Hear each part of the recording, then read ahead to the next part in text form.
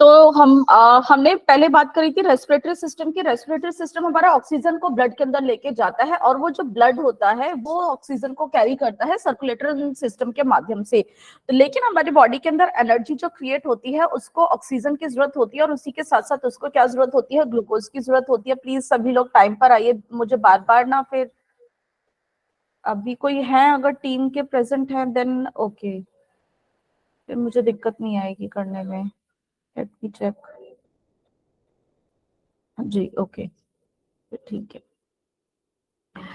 तो digestive system में जो भी हम खाते पीते हैं वो हमारा बॉडी के अंदर उसका यूटिलाइजेशन होता है, वो एनर्जी बनाने में काम आता है। तो उस खाने को जो वो हमारा खाना छोटे मॉलिक्यूल्स में जो डिवाइड होता है वो हमारा कौन सा सिस्टम करता है, डाइजेस्टिव सिस्टम करता है। Digestive system basically do the work of the digestion. Digestion is basically to change the complex food substance into the smaller work. जो एक मिक्स जो होता है उसको बहुत सिंपल छोटे छोटे कणों में वो उसको विभाजित कर देता है ताकि हमारी बॉडी उसको इजीली एब्जॉर्ब कर सके। तो जो डाइजेशन प्रोसेस होता है उसके हमारे फोर एक्चुअली उसके जो फॉर्म होते हैं, ingestion, digestion, assimilation, egestion. Egestion में किसी चीज को जब हम बॉडी के अंदर intake of the food inside our body is ingestion. Then the digestion जिसमें उस मॉलिक्यूल्स को हम चेंज करते हैं। देन द एसिमिलेशन उनका एब्जॉर्प्शन होता है, एंड द इजेशन जो हमारे बॉडी के वेस्ट प्रोडक्ट्स होते हैं उनको हम शरीर से बाहर निकाल देते हैं, द एलिमिनेशन।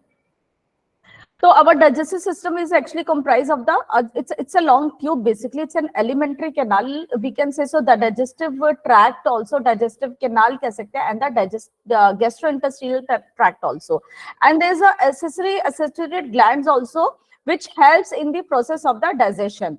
तो हमारी जो एलिमेंट्री कैनाल है हमारे मुंह से शुरू होती है, to starts from our mouth and ends at the anus. It's a long tube basically. It's changes the shape and the form and other it makes the total our alimentary canal. And the जो इसके साथ glands जुड़े हुए होते हैं वो कुछ उसके अंदर जूसेस को सिक्रीट करते हैं, कुछ जूसेस को छोड़ते हैं ताकि वो जो हमारा खाना है आसानी से पच जाए। तो हमारे जो इसके पार्ट्स कौन से होते हैं एलिमेंट्री कैनाल के, वो हमारा माउथ है, हमारा मुख है, फिर हमारी मुख गुहा है, बकल कैविटी, फेरिंग्स होता है। फेरिंग्स हमने रेस्पिरेटरी सिस्टम में पढ़ा था कि हमारे नाक का भी पार्ट होता है जो कि सांस का भी लेके जाता है, और मुंह का पार्ट होता है जो कि खाने को लेके जाता है। उसके बाद हमारी जो एक्चुअल खाने की नली होती है ईसोफेगस। ईसोफेगस से हमारा स्टमक आता है, स्टमक से आंतों में हमारा भोजन जाता है, और फिर बड़ी आंत का जो लास्ट पार्ट होता है रेक्टम और एनस के माध्यम से जो वेस्ट प्रोडक्ट्स होते हैं हमारी बॉडी से बाहर निकाल दिए जाते हैं। इसके बाद हमारे एसेसरी जो ग्लैंड्स होते हैं वो जैसे हमारे सलाइवरी ग्लैंड्स है, हमारा पेनक्रियाज है, हमारा लीवर है, हमारे गॉल ब्लैडर है। ये सब क्या करते हैं, ये सब कुछ ऐसे जूसेस को बनाते हैं जो कि हमारे डाइजेशन में हेल्प करती है। तो हमारा डाइजेशन माउथ में स्टार्ट हो जाता है। जब भी हम खाना मुंह में डालते हैं तो लार जो होती है, सलाइवा जो होता है वो सिक्रीट होता है हमारे सलाइवरी ग्लैंड से, और यहीं से ही सबसे पहले हमारा जो कार्बोहाइड्रेट्स का डाइजेशन शुरू हो जाता है। This is the chemical digestion, and it's यहाँ पर होता है हमारा mechanical digestion. Mechanical digestion is with the help of the teeth. दांत उस भोजन को जो ऐसे बड़ा निवाला है उसको छोटा काटते हैं। हम उसको अच्छे से जब भोजन को मुंह में ही चबाना शुरू कर देते हैं, ये हमारा होता है मैकेनिकल डाइजेशन।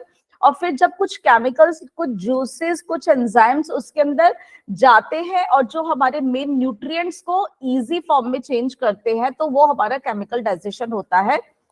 हमारे मुख में ही शुरू हो जाता है, जिसमें हमारी जीभ, हमारे दांत, हमारी जो तालू है, ये सब इसमें हेल्प करते हैं।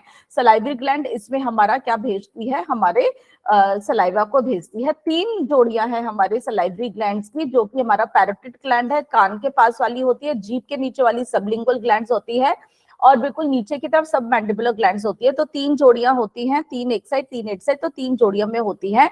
और मुख्य रूप से हमारा पाचन क्रिया मुंह से ही शुरू हो जाती है। यहाँ पे हमारा डाइजेशन जो होता है कार्बोहाइड्रेट का शुरू हो जाता है। तो सलाइवा बेसिकली हमारा हल्का सा एसिडिक होता है, ताकि हमारे मुंह के अंदर ही अगर कोई खाने में कोई बैक्टीरिया जा रहा है वो उसको हमारे पेट के अंदर तक ना जाए, और जो भी स्टार्च होता है उसको तोड़ने का काम भी यही हो जाता है।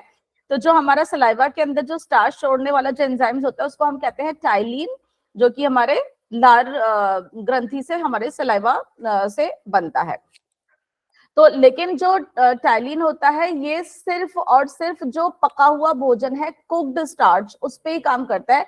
मान लो जो कच्चा होता है, जैसे कि चावल, आप कच्चे चावल खा लो या कुछ भी कच्चा अनाज खा लोगे, ये उसको नहीं पचाएगा, सिर्फ पके हुए भोजन को ही पचाने का काम करता है। मुख्य रूप से हमारे मुंह में ही हमारा डाइजेशन शुरू हो जाता है, 30% हमारे मुख में होता है, बाकी का 70% हमारी आंतों में जाकर होता है, और ये हमारा सा हल्का सा यहाँ पर एसिडिक होता है, जो कि हमारे बैक्टीरियाज को भी जो है डिस्ट्रॉय कर देता है। उसके बाद हमारा जो है थोड़ा सा इसकी स्लाइड्स ऊपर नीचे हैं। फिर हमारा जो है ईसोफेगस, हमारे मुख से हमारा फेरेंक्स का पार्ट होता है, जो कि हमारे नाक, हमारे मुंह और हमारे गले तीनों का पार्ट होता है। तो इसी पार्ट में से हमारे जो सांस भी जा रही होती है और हमारा खाना भी जाता है।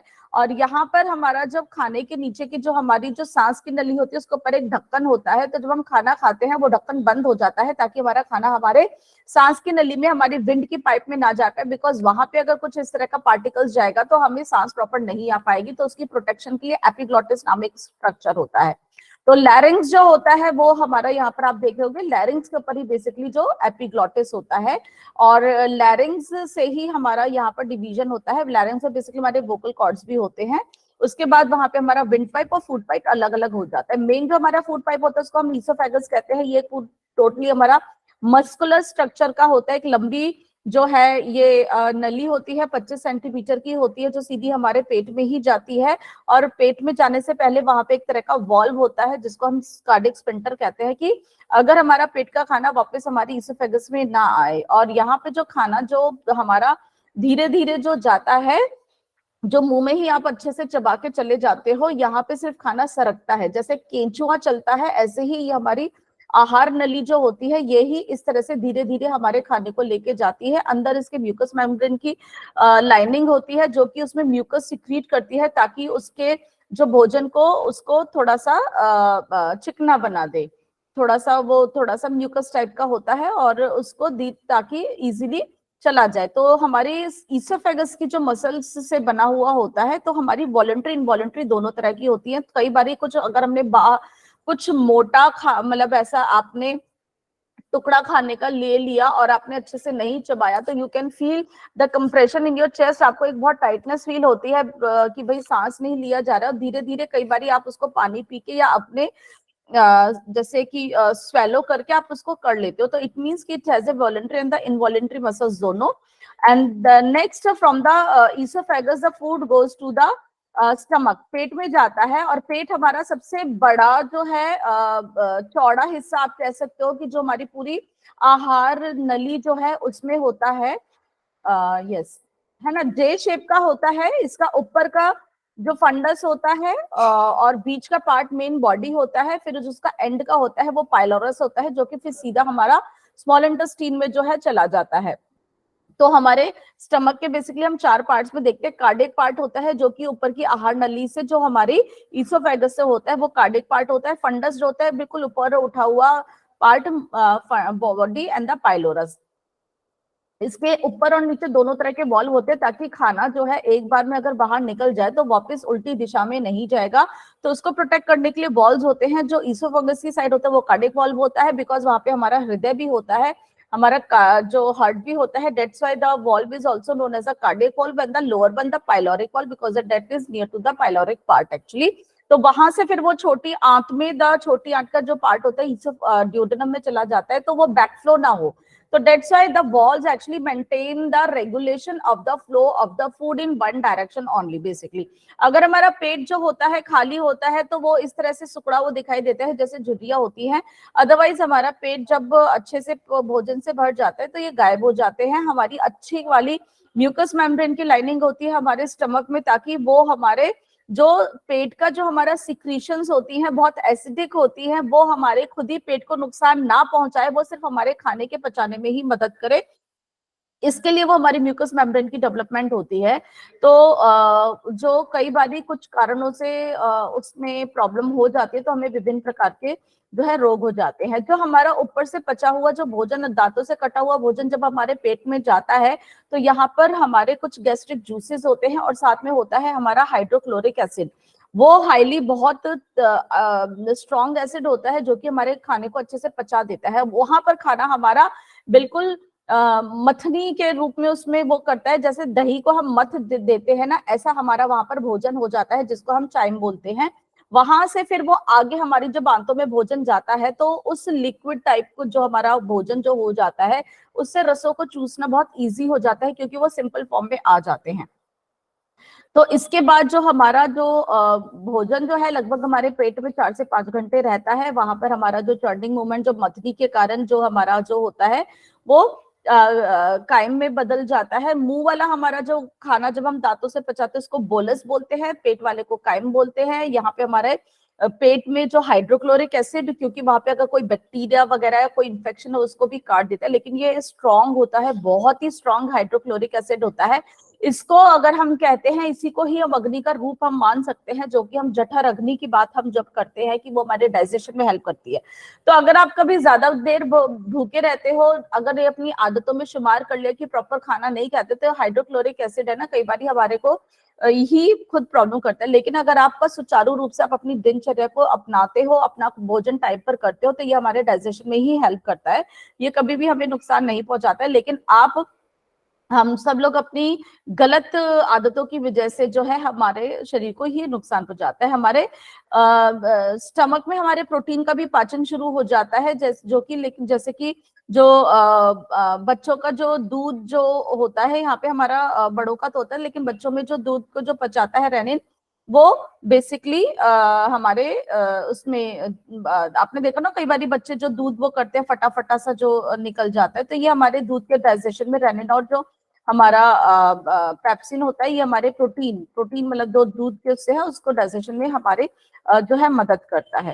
ठीक है, इसके बाद ये हमारे जो प्रोटीन को डाइजेशन में हमारा जो रेनिन है दूध को, जैसे मैंने अभी बताया, बच्चे के उसमें कर्ड में कन्वर्ट कर देता है डाइजेशन के लिए। लेकिन जो हमारा बड़ों में हमारा पेप्सिन होता है, जो कि हमें उसमें मदद करता है डाइजेशन में। उसके बाद हमारा जो है पेट के बाद अब हमारा आता है भोजन निकल के छोटी आंत में। छोटी आंत के हमारे 3 पार्ट्स होते हैं। सबसे छोटा जो होता है, जो तुरंत पेट से अटैच होता है, ड्यूडेनम होता है, 25 सेंटीमीटर का होता है, सी शेप के आकार पे होता है।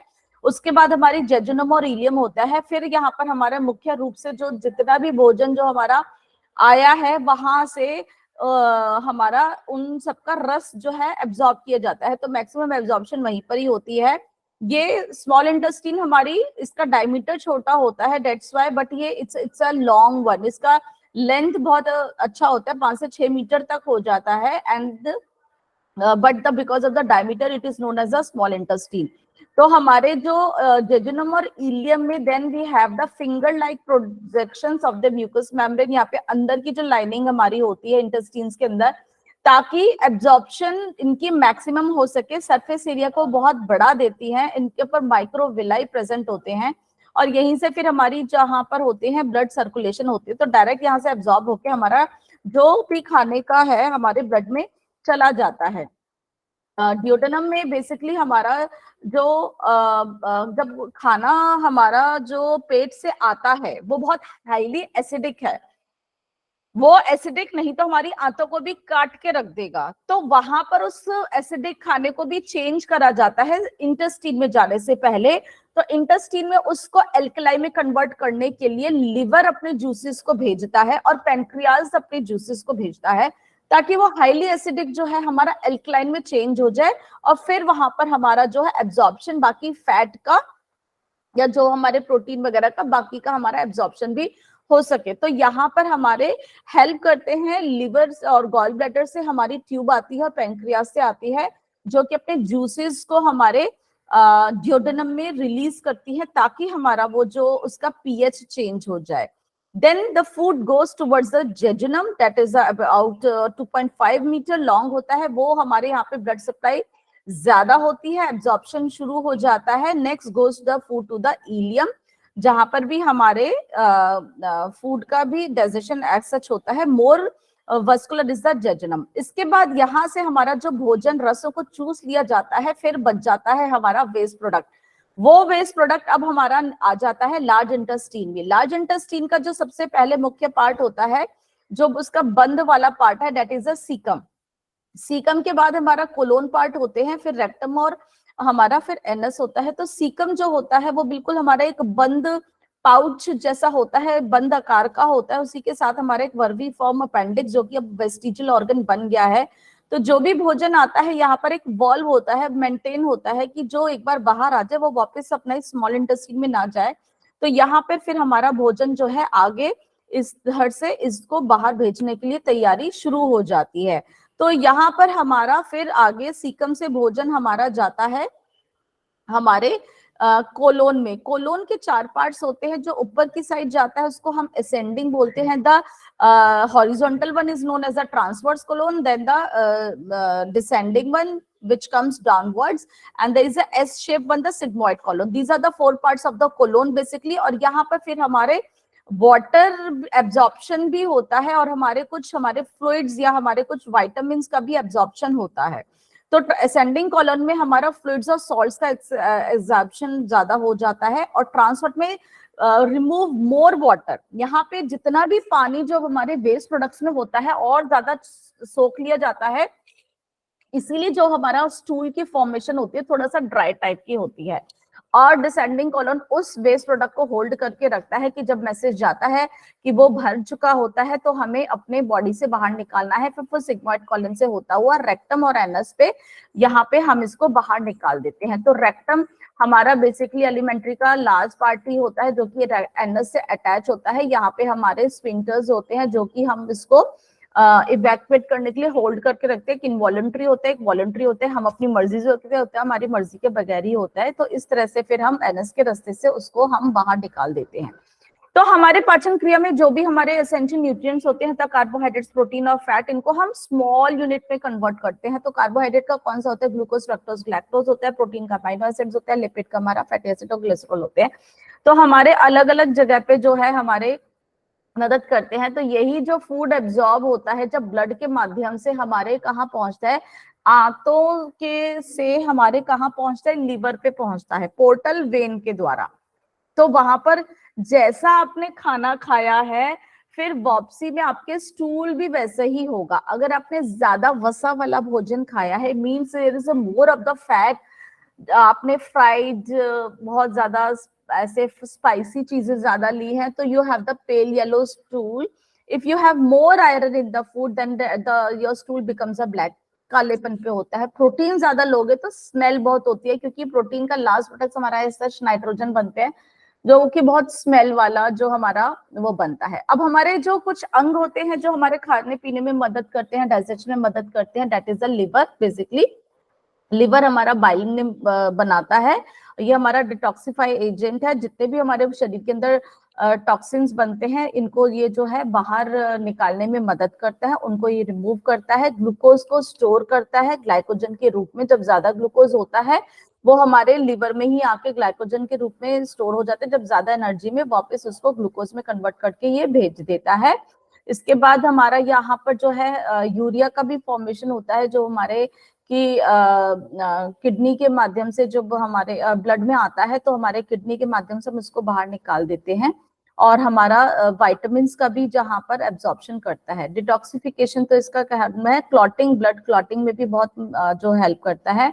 हमारे कुछ मिनरल्स को भी ये स्टोर करता है और फैट को भी स्टोर करता है, और बाइल जूस को बनाने का काम है। क्या मेरी स्लाइड ठीक से दिखाई दे रही है आपको? ब्लड है, ब्लर्ड हो गई है ना ये, I don't know why, some network issue, I don't know. तो चलिए, बाइल जूस बेसिकली हमारे को फैट के एब्जॉर्प्शन में मदद करता है, ठीक है। Okay, it is blood basically. तो डाइजेशन सिस्टम के बाद अब हम नेक्स्ट ले लेते हैं, किडनी का ही लेते हैं हम, किडनी के बारे में हम समझते हैं। तो अब जैसे ब्लड में हमने किया कि लिवर तो करता ही है हमारा क्लियर का काम, लेकिन हमारे ब्लड को फिल्ट्रेशन का मेन काम करती है हमारी किडनी। एक्सक्रीटरी सिस्टम में हमारे लंग्स भी काम करते हैं, हमारी स्वेट ग्लैंड्स भी काम करती हैं, और हमारे जो है स्किन भी काम करती है, ठीक है ना। तो ये सारी हमारी मदद करते हैं हमारे बॉडी को क्लीन करने में। क्लीन करने में ये भी हमारा कर रहा था कि हमारे, लेकिन यहाँ पे वेस्ट प्रोडक्ट्स बने हैं। अब जो वेस्ट प्रोडक्ट्स कुछ ऐसे बन जाते हैं कि जो हमारे ब्लड के अंदर आ जाते हैं, तो उनको कौन साफ करता है? हमारी मेनली किडनीज करती है। तो दो हमारी किडनी होती है, राइट और लेफ्ट पेयर में होती है। राइट वाली थोड़ी सी नीचे होती है क्योंकि वहां पर साइड पे हमारा लिवर प्रेजेंट होता है, और ये हमारे थोरेसिक T12 लेवल से लेके L3 के बीच में ही होती हैं। और साइड पे ये हमारी फ्लोटिंग रिब्स जो 11th और 12th होती है उससे भी प्रोटेक्शन के लिए ढकी रहती हैं। ये हमारी वर्टिब्रा के साइड पर होती है, राजमे के शेप की होती है या काजू के शेप की आप कह लोगे। इनका जो हमने पहले देखा था कि हमारे जो इसके डायमेंशंस होते हैं, और हमारी किडनी बहुत सारे सेल से बनी हुई होती हैं, उनको हम नेफ्रॉन बोलते हैं, जो कि हमारे खून को साफ करने का काम करती है। It's like you have the सीव, मतलब चाय की छलनी जो होती है, आप चाय को छानते हो तो पत्ती उसी में रह जाती है। It's just like this, these nephrons are like the sieve ones who filter those filters the blood, the deposition or the waste materials comes inside, and the remaining part, the clear one, goes out from the kidney. Okay, तो the blood supply जो इनकी होती है हमारी जो होती है renal artery, renal wave अंदर जाती है, और जहां पे भी हमारे किडनी के अंदर ये जाती है उसको हम हाइलम बोलते हैं, दैट इज अ ओपनिंग। और वहां से हमारा यूरेटर भी बाहर आता है। यूरेटर जो भी हमारा वेस्ट मटेरियल है, वो यूरिन जब हमारा उधर फॉर्म होता है उसको बाहर लेकर आता है, तो that is the ureter basically, ठीक है ना। किडनीज के ऊपर दो हमारे और ग्लैंड्स होते हैं, टोपीदार होते हैं, वो हमारा एंडोक्राइन ग्लैंड होती है, उनका नाम होता है adrenal. Okay, so this is the structure of the kidney. और नेफ्रॉन सेल्स हमारे पूरी किडनी में होते हैं। एक किडनी में लगभग लगभग कितने 10 लाख नेफ्रॉन्स होते हैं। तो आप सोचिए आपकी सारी जिंदगी किडनी कितना काम करती है, आपकी शरीर की गंदगी को, आपके ब्लड की गंदगी को कितना करती हैं। जिन लोगों की किडनी खराब हो जाती है तो सोचिए, क्योंकि एक दो दिन में नहीं आप होता है, अनलेस अनटिल आप बॉडी के ऊपर कुछ ही स्ट्रेस आ रहा है, तो you have to remove all your stresses, either the physical or the mental, from your body, so that each and every organ should work in a very balanced state, in a very good state. Okay, तो हमारी kidney के अंदर हमारे 10 लाख के करीब जो होते हैं नेफ्रॉन्स होते हैं, जो कि हमारे ब्लड को साफ करने का काम करते हैं। तो आप ये देख रहे होगे, तो हमारे जो कॉर्टेक्स और मेडुला, जो हमारे किडनी का पार्ट होता है, जो बाहर वाला कॉर्टेक्स होता है, अंदर वाला मेडुला होता है। तो जो कॉर्टेक्स की तरफ जो हमारे हाइलम देख लेते हैं। पहले हाइलम मैं बता चुकी हूँ। हाइलम एक ओपनिंग होती है जहां से हमारी ब्लड वेसल्स अंदर जा रही होती है, यूरेटर बाहर जो है आ रहा होता है। उसके बाद हाँ, लेयर्स ऑफ किडनी में हमने जो बाहरी जो साइड होती है वो होती है कॉर्टेक्स, अंदर वाला हमारा मेडुलर होता है, और किडनी को जो कवर कर रही होती है एक तरह का कैप्सूल होता है, that is a renal capsule basically. Okay, वो हमारे प्रोटेक्ट करता है हमारी किडनीज को। लेयर इसकी एक होती है जो कि फैट की भी होती है और कनेक्टिव टिश्यूज की होती है। तो हमारे जो मेडुलास प्रेजेंट, जो इनर वाला मेडुला होता है, बाहर वाला कॉर्टेक्स होता है, तो यहाँ पे हमारे जो पिरामिड शेप के स्ट्रक्चर होते हैं, जिनको हम मेडुलरी पिरामिड कहते हैं, वो हमारे यूजुअली हमारे मेडुला में प्रेजेंट होते हैं। और यहाँ पर हमारे जो ये पिरामिड्स आप देख रहे होगे ट्रायंगुलर शेप के जो हैं हमारे, ये कैलिसिस से जुड़े हुए होते हैं। फिर तो कैलिसिस हमारे छोटे छोटे वाले माइनर्स होते हैं, ये मिलके हमारे दो जो होते हैं बड़े वाले फिर मेजर मैलिसिस, ये फिर हमारे जो बनाते हैं मेनली यूरेटर में आके होते हैं। तो हमारे जो काम जो होता है मेनली, हमारे जो कॉर्टेक्स में भी हमारे कुछ नेफ्रॉन्स होते हैं, मेडुला में भी कुछ नेफ्रॉन्स होते हैं, फिर वो हमारे जो होते हैं कैलिसिस में जुड़ जाते हैं। उन कैलिसिस से जुड़ते जुड़ते फिर हमारा माइनर कैलिसिस, उसके बाद हमारा मेजर कैलिसिस, और फिर हमारा इस तरह से रीनल पेपिला, जो मेन जो हमारा बनता है पेपिला, और जो बाहर हमारा निकलता है वो हमारा होता है यूरेटर। तो हमारे जो कॉर्टेक्स का जो होता है रीनल पिरामिड के बीच में जो आप देख रहे होगे, उसको हम कॉलम ऑफ बर्टिनी भी कहते हैं, जो कि हमारे मेडुलास के बीच में जो कॉर्टेक्स का पार्ट आ रहा है, ठीक है ना।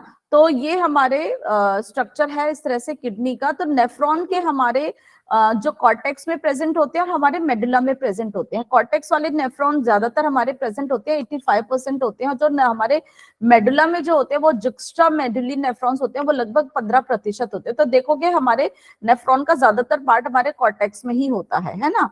और अगर किडनी की प्रॉब्लम होती है तो हम प्रोटीन नहीं देते हैं।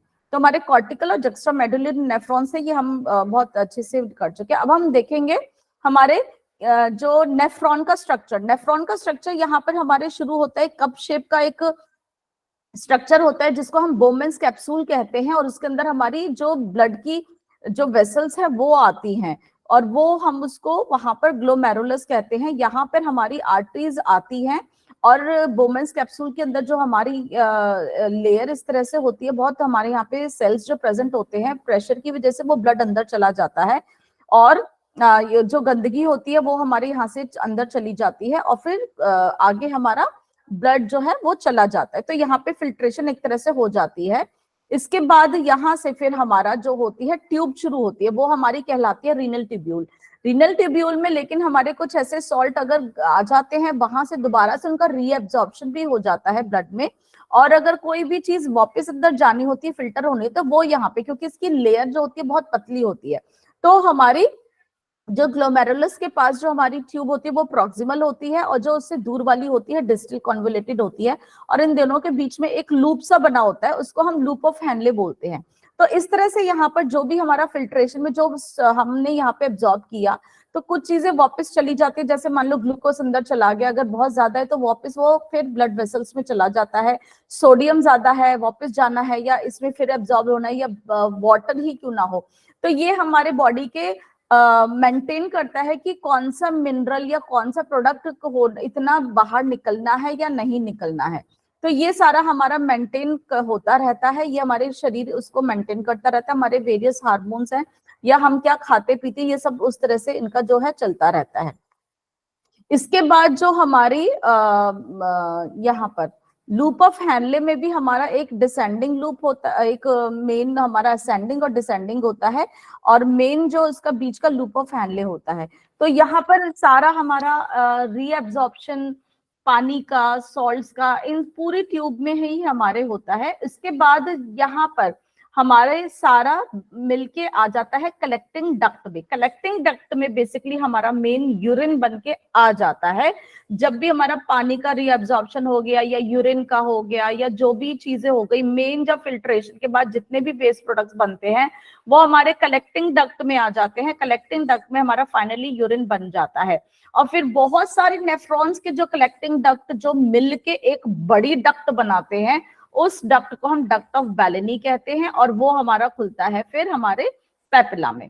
तो ये इस तरह से हमारा यूरिन फॉर्म होता है, और फिर वहां से हमारे यूरेटर में बाहर आ जाता है। और ये जो रीअब्जॉर्प्शन होती है ना, हाँ ये चीज हम कहते, ये देखिए जो हम कह रहे हैं ना रीअब्जॉर्प्शन या एब्जॉर्प्शन बार बार हो रहा है, तो ये ब्लड वेसल्स देखो, ये पूरी ब्लड वेसल्स होती है ना हमारे हर नेफ्रॉन से कितनी जाल सा बना रखा है, इसको हम वासा रेक्टा बोलते हैं। तो यहाँ पर जो भी हमारे इलेक्ट्रोलाइट्स हैं, जो भी हमारे काम की चीजें, वाटर है, ये वापस यहाँ से हमारा रीअब्जॉर्प्शन वाला काम होता रहता है। तो ये हमारा फिर या इस तरह से हमारे ब्लड के अंदर जो है वापस वो मिल भी जाते हैं, जो काम की चीजें, जो वेस्ट प्रोडक्ट होता है वो हमारे डक्ट्स में, कलेक्टिंग डक्ट में आ जाता है। अलग अलग नेफ्रॉन्स के सब कलेक्टिंग डक्ट मिलके हमारा यूरिन को बनाते हैं। तो ये हमारा मेनली किडनी हमारा काम करती है, और बहुत ही मेहनत का काम है हमारे शरीर के बैलेंस बनाने के लिए, टॉक्सिन्स को रिमूव करने के लिए। किडनी हमारी अगर खराब हो जाती है तो फिर हम क्या करते हैं, हम फिर आर्टिफिशियल मशीन्स की जरूरत करते हैं। जो काम हमारा किडनी करती है वो डायलिसिस की प्रक्रिया करती है, कि उसमें हमारी जो है शरीर में हमारी जो वेन जैसे बाहर जा रही है, और उसको हम आर्टरी जो हमारी जो होती है उसको हम एक मशीन में कर देते हैं, वहां पे उसका काम फिल्ट्रेशन होता है, और फिर वो वापस फिल्टर्ड होके आ जाता है। तो धीरे धीरे धीरे, लेकिन उसकी भी एक अवधि होती है, और एक टाइम के बाद ये भी इतना हमारे शरीर को काम नहीं कर पाती है। तो कोशिश करें कि कभी डायलिसिस की जरूरत ना पड़े, अपनी किडनीज की हेल्थ को मेंटेन करके रखिए, अपने खाने पीने पे ध्यान दीजिए, अपने शरीर को जो है ज्यादा तनाव में ना रखे। तो ये आज हमारा हो गया है किडनी। ओके, नेक्स्ट मैं ले लेती हूँ आपका जो है व्हाट, नर्वस सिस्टम ले लेते हैं। ओके, तो नर्वस सिस्टम जो है हमारा, अब हमारी इन सब चीजों को कंट्रोल कौन करता है भैया? इसको भी कंट्रोल करने के लिए हमारा दिमाग होता है, सभी को पता है। तो हमारा जो ब्रेन है वो हम उसको नर्वस सिस्टम में कंसीडर करते हैं। 3 पार्ट्स होते हैं, एक central nervous system. Central nervous system में हमारा मेन जो सेंट्रल पार्ट होता है हमारा ब्रेन, और ब्रेन से निकला हुआ हमारा मेरू रज्जु, that is the spinal cord. इसके साथ होता है जो इन दोनों से फिर हमारी नर्व्स निकल के जो हमारी पूरी बॉडी में स्प्रेड हो रही है, वो हमारी पेरिफेरल नर्व्स होती है, जो कि हमारी सेंसरी और जो हमारी मोटर और सेंसरी नर्व्स होती हैं। और इसके अलावा हमारा एक और जो पार्ट होता है नर्वस सिस्टम का, जो अपने आप काम करता है, उसको किसी भी प्रोवोक की जरूरत नहीं होती है, उसको किसी भी इग्निशन की जरूरत नहीं होती है, एक्शन की जरूरत नहीं होती है, जो उसका रिएक्शन दे वो अपने आप काम करता है, that is autonomic nervous system. उसके 2 पार्ट्स होते हैं, सिंपैथेटिक और पैरासिम्पैथेटिक। तो हमारा नर्वस सिस्टम में, सेंट्रल नर्वस सिस्टम में सबसे पहले हम ब्रेन की बात करते हैं।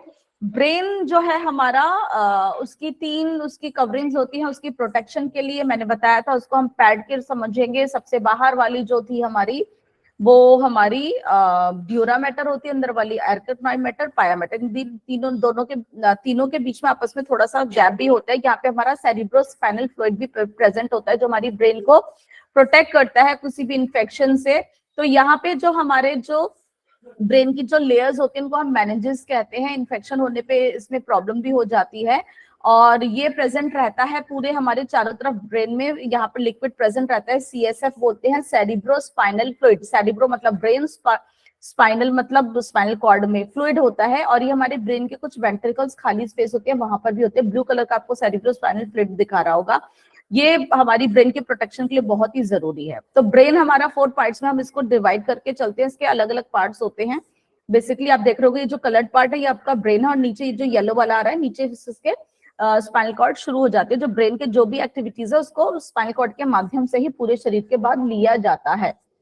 और स्पाइनल कॉर्ड ही शरीर से मैसेजेस को लेके आता है कि मान लो कुछ भी है कि भाई मुझे कुछ सुनाई दिया, तो उन्होंने कहा कि भाई आप इसका ये रिएक्शन करो। तो व्हाट इज हमारे सेंसरी ऑर्गन से ही हमारा जो होता है मैसेज जो है ब्रेन तक पहुंचाया जाता है। ब्रेन के हमारे 3 पार्ट्स में हम इसको डिवाइड करते हैं। एक आगे वाला जो हमारा फोर ब्रेन होता है, और बीच वाला मिड ब्रेन, और नीचे वाला हिंड ब्रेन। तो फोर ब्रेन का हमारा जो पार्ट्स होते हैं वो होता है सबसे बड़ा पार्ट हमारे ब्रेन का, दैट इज द सेरिब्रम। फिर उसके बीच में हमारा थैलेमस और हाइपोथैलेमस। फिर एक बीच का मध्य मिड ब्रेन होता है, और फिर हमारा हिंड ब्रेन होता है। हिंड ब्रेन में हमारा जो छोटा दिमाग, दैट इज द सेरिबेलम, और उसके बाद पॉन्स और मेडुला ऑब्लंगेटा होता है। तो सेरिब्रम हमारा सबसे ब्रेन का सबसे बड़ा हिस्सा होता है, लगभग 80% का होता है। और जो सेरिबेलम है वो हमारा छोटा दिमाग होता है, वो हमारा ब्रेन का सेकंड लार्जेस्ट है। और ब्रेन स्टेम होता है जो कि मतलब हमारा शुरुआत जो हम कहेंगे, तो वो हमारा मिड ब्रेन और हमारा हिंड ब्रेन, इन दोनों को मिलके हमारा बनता है, that is a brain stem basically. ठीक है, तो हमारे जो हमारे ग्रूव्स होते हैं जो कि हमारे ब्रेन्स के अंदर यहाँ पर आपको ये दिख रहे होंगे। और हमारा मेन जो एक डिवाइड करता है हमारे ब्रेन को, हमारे सेरिब्रम को राइट और लेफ्ट पार्ट में करता है, ये देख रहे होंगे आप, है ना। तो राइट और लेफ्ट में हमारे करते हैं। तो लेफ्ट पार्ट जो ब्रेन का होता है वो राइट बॉडी को हमारे कंट्रोल करता है, और राइट पार्ट जो होता है ब्रेन का वो हमारी लेफ्ट बॉडी को कंट्रोल करता है। लेफ्ट ब्रेन हमारा बेसिकली हमारे जो भी लॉजिक्स की बात होती है, मैथमेटिक्स, रीजनिंग की, ये सब इसको कंट्रोल करता है। राइट साइड वाला हमारा आर्टिस्टिक इमेजिनेशन जो होता है, क्रिएटिविटी को ये रिजेंबल करता है। तो ये हमारे बॉडी के अलग अलग पार्ट्स को उससे करता है। हम सेरिब्रम को 4 पार्ट्स में डिवाइड करके चलते हैं। फ्रंटल लोब होता है, पैराइटल बोन, ऑसिपिटल, टेम्पोरल। ये हमारे जैसे जैसे बोन्स थी उसी के अकॉर्डिंगली होता है। और यहाँ पे हमारे कुछ ग्रूव्स नजर आते हैं जो कि हमारे काफी जो इन लोब्स को हम डिफरेंशिएट करके पढ़ते हैं। तो एक सेंट्रल सल्कस होता है, फिर एक हमारा पार्ट जो पैराइटल और ऑसिपिटल के बीच में होता है, फिर हमारा लेटरल सल्कस होता है। ये सारे हमारे लोब्स को अलग अलग करते हैं। तो अलग अलग लोब का काम होता है। फ्रंटल वाले का बेसिकली हमारा जो स्पीच का है, हमारी प्रॉब्लम में इमोशनल्स का है, रीजनिंग का है। पैराइटल हमारा टॉप में होता है, ये सेंसरी को बेसिकली करते हैं, सेंसेशंस को, रीडिंग को। ऑसिपिटल हमारा विजन के लिए होता है, कलर परसेप्शन के लिए होता है। टेम्पोरल बेसिकली हमारा हियरिंग के लिए, हमारा बिहेवियर, हमारी मेमोरी के लिए होता है। सेरिबेलम जो होता है, छोटा दिमाग होता है, ये हमारे बॉडी के बैलेंस को मेंटेन करता है, हमारे फाइन मोटर मसल्स को कंट्रोल करता है। फिर हमारा जो ब्रेन स्टेम में जहाँ पे हमारा मेडुला ऑब्लोंगेटा, हमारा पॉन्स वगैरह होते हैं, ये हमारे जो होते हैं ब्रीदिंग को कंट्रोल करते हैं, हमारे बॉडी के टेम्परेचर को, जो होम्योस्टेसिस आप कह सकते हो, डाइजेशन को, हमारी स्वेलिंग, स्लीप, इन सबको कंट्रोल करते हैं। तो हमारे ब्रेन बहुत काम करता है। तो फ्रंटल लोब अभी हमने देखा था, इसको हम ब्रोकास एरिया भी कहते हैं। ये centre of knowledge, creativity, reasoning वगैरह यहीं पे होता है। पैराइटल हमारा यहाँ पे, ये हम इसको पेन सेंटर या सेंसरी का हम इसको कहेंगे। यहाँ पे टच, टेस्ट, टेम्परेचर, प्रेशर जो कि हमारे सेंसरी से ही रिलेटेड है, सारे यहाँ पर होते हैं। ऑसिपिटल हमारा विजन के लिए है, टेम्पोरल हमारा हियरिंग के लिए है। इसके बाद हमारा थैलेमस होता है। हमारा थैलेमस जो बीच में होता है हमारे ब्रेन के, और ये बेसिकली रिले करता है जो भी हमारे यहाँ पे जो भी सेंसेस आई हैं या जो भी इम्पल्सेस होते हैं, ये आगे यहीं से पास होके चलती हैं। ये हमारे कॉन्शियसनेस के लेवल को हमारे कंट्रोल करता है। बेसिकली हमारे कॉग्निशन, मतलब जो हमारे इंटेलिजेंसी से रिलेटेड हमारे मोटर, जो भी हमारी कॉग्निटिव थिंकिंग है, उसको कंट्रोल करता है। हाइपोथैलेमस होता है हमारे थैलेमस के अंदर, और हमारा हाइपोथैलेमस होता है। हाइपोथैलेमस के साथ हमारा अटैच एक एंडोक्राइन ग्लैंड होता है, that is a pituitary gland. Pituitary gland जो हमारे मास्टर ग्लैंड है, और उसका भी मास्टर हमारा कौन है, ये हाइपोथैलेमस है। तो यह हाइपोथैलेमस हमारे बहुत सारे काम करता है। हमारे बॉडी के टेम्परेचर को भी कंट्रोल करता है, हमारे भूख को, नींद को, प्यार को, इमोशंस जो भी हमारे हैं, सेक्सुअल बिहेवियर्स होते हैं, ये सारे इसको कंट्रोल करता है। और बेसिकली हाइपोथैलेमस हमारे ब्रेन और हमारे एंडोक्राइन सिस्टम के बीच का पार्ट है। इन दोनों को कंट्रोल करते हैं, इन दोनों के बीच में जो है रिलेशन को ये मेंटेन करता है, ठीक है ना। इसके बाद हमारी आते हैं हम नीचे की तरफ, तो हमारी जो है ब्रेन स्टेम होती है। ब्रेन स्टेम में हमारा ब्रेन से हमारी स्पाइनल कॉर्ड को मैसेज लेके जाने का काम करती है। तो यहाँ पे हमारे मिड ब्रेन होती है, फिर हमारे पॉन्स और मेडुला ऑब्लोंगेटा, और हमारा सेरिबेलम भी होता है, पर हमारी ब्रेन स्टेम में हम उसको नहीं कंसिडर करते। तो मिड ब्रेन बिल्कुल बीच का जो हमारा पार्ट होता है, ये हमारे फोर ब्रेन और हिंड ब्रेन के बीच में होता है। ये जितने भी हमारी इम्पल्सेस होती हैं यहीं से पास होके ही जाती हैं। देन द हमारा पॉन्स जो होता है, pons is this one, mid brain के नीचे वाला पॉन्स होता है। ये हमारी श्वसन क्रिया को नियंत्रित करने के लिए यहाँ पर ये इसमें यहाँ पे हमारे सेंटर्स पाए जाते हैं। मेडुला ऑब्लोंगेटा हमारा पॉन्स के नीचे वाला मेडुला ऑब्लोंगेटा होता है, और इसी के बाद नीचे एकदम स्पाइनल कॉर्ड शुरू होती है। तो ये हमारा लगभग 25 सेंटीमीटर का होता है। ये हमारे ऑटोनॉमिक जो हमारे जो इनवॉलेंट्री, जो हमारे जैसे हार्ट बीट है, हमारा ब्रीदिंग है, ये बेसिकली उसको कंट्रोल करने में करता है, हमारी निद्रा वगैरह को भी करता है। तो मेडुला ऑब्लोंगेटा हमारे यहाँ पे स्थित होता है। फिर द छोटा brain, that is a cerebellum, ये हमारे बॉडी के बैलेंस को, जितने भी आप आसन करते हो ना, जो भी आपका बैलेंस है, ये उसको मेंटेन करता है। आपके जितने भी फाइन मोटर मूवमेंट्स है उनको भी करता है, मोटर लर्निंग में भी ये है मदद करता है। फिर हमारी स्पाइनल कॉर्ड होती है, जो कि ब्रेन से निकली हमारी स्पाइनल कॉर्ड होती है, लगभग ये 45 सेंटीमीटर की होती है। मेडुला ऑब्लोंगेटा से स्टार्ट होती है और ये पूरी हमारी रीढ़ की हड्डी के अंदर तक जाती हुई रहती है। सर्वाइकल में और लंबर एरिया में ये मोटी होती है comparatively to other parts of the body. फिर हमारा स्पाइनल सेरिब्रोस्पाइनल फ्लूइड हमने देखा था हमारे ब्रेन और हमारे स्पाइनल कॉर्ड के उसमें ही था। तो ये हमारे जो स्पेसेस होते हैं, खाली स्पेसेस होते हैं, और ये बेसिकली हमारे को न्यूट्रिशन देने के लिए होता है और वेस्ट प्रोडक्ट्स को भी बाहर निकालने के लिए होता है। और हमारे इसमें जो है अगर कोई इन्फेक्शन भी होता है उसको भी कंट्रोल करने में मदद करता है। अब हमारे ब्रेन और स्पाइनल कॉर्ड में क्या होता है कि यहाँ पे हमारा जो बाहरी वाला ब्रेन में देखेंगे ये होता है ग्रे मैटर, और अंदर वाला व्हाइट होता है। ये अपोजिट होता है हमारे स्पाइनल कॉर्ड में। ये ऐसा होता है कि यहाँ पे इम्पल्सेस जनरेट करने के लिए वो हमारे को थोड़ा सा हेल्प करती है। तो यहाँ पे अपोजिट हो जाता है, हमारे स्पाइनल कॉर्ड के अंदर वाला ग्रे होता है और बाहर वाला हमारा होता है व्हाइट। हमारा ब्रेन, हमारा पूरा नर्व्स, ये सब किससे मिलके बनी, इनका एक फंक्शन यूनिट होता है, that is known as a neuron, nerve cell. तो इसकी जो होती है लाइफ, ऐसा माना जाता है कि नर्व सेल्स जो होते हैं इनकी लाइफ जितनी भी हमारी उम्र है उतनी होती है, बिकॉज ये रीजनरेट नहीं होते, ये दोबारा से नहीं बनते हैं। जितने मिले हुए हैं इनका रिप्रोडक्शन नहीं होता है, इनका कोई डिवीजन नहीं होता है, तो इतने ही रहते हैं। इसलिए कई बार इनकी जब कभी जो प्रॉब्लम हो जाती है तो वो रिपेयर नहीं हो पाते हैं। अगर ये डेथ हो जाती है तो ये नए नहीं बनते हैं। इसलिए न्यूरोलॉजिकल प्रॉब्लम्स को बहुत देखभाल के करा जाता है। योग में हम उसके ऊपर बहुत अच्छे से वर्क करते हैं, ताकि जो हमारे रिमेनिंग जो हमारे नर्व सेल्स रहेगा बहुत अच्छे से काम करे। तो हमारे नर्व सेल्स का जो हम पार्ट देखेंगे वो इसकी भी सेल बॉडी होती है, और इसके साथ एक लंबी जो एक स्ट्रक्चर बाहर निकल रहा होता है, ब्रांच होती है, उसको एक्सॉन बोलते हैं, और एक्सॉन के एंड पे एक्सॉन टर्मिनल्स होते हैं, साइनोप्टिक बल्ब्स भी इनको बोलते हैं। और हमारे सेल बॉडी से जो ब्रांचेस निकलती है वो डेंड्राइट्स होती है। डेंड्राइट्स ये इंपल्स को लेके सेल बॉडी में लेकर आती है, और सेल बॉडी से एक्सॉन से होता हुआ फिर दूसरे स्ट्रक्चर की तरफ ये जाता है। तो हमारे न्यूरॉन के ये पार्ट्स होते हैं, सेल बॉडी हो गया, processes those are the basically dendrites, then the axon, axon से हमारे टर्मिनल ब्रांचेस पे ये जाता है। तो ये हमारे स्ट्रक्चर है इस तरह से। तो हमारे एक्सॉन की जो कवरिंग होती है, यहाँ पर हम देख रहे होंगे, यहाँ पर इसको हम माइलिन शीट से कवरिंग होती है, ताकि यहाँ पर हमारा मैसेज जो है बहुत इजीली जो है आगे से जो है एक्सॉन से हो जाए। तो एक्सॉन हमारे दो प्रकार के होते हैं, एक में हमारी माइलिन शीट प्रेजेंट भी होती है, एक में नहीं होती है। माइलिन शीट जहाँ पे प्रेजेंट होती है वो हमारे ब्रेन जो हमारे सेंट्रल नर्वस सिस्टम में प्रेजेंट होती है, और जो माइलिन शीट नहीं होती वो हमारे पेरिफेरल नर्वस सिस्टम में प्रेजेंट नहीं होती है। ठीक है, तो यहाँ पे हमारे ये मैसेज को पास करने में होते हैं, यहाँ से जो मैसेज का जो आयंस होते हैं वो लीक नहीं होते हैं। फिर हमारे डेंड्राइट्स होते हैं, बहुत सारी ब्रांचेस हो जाती हैं, और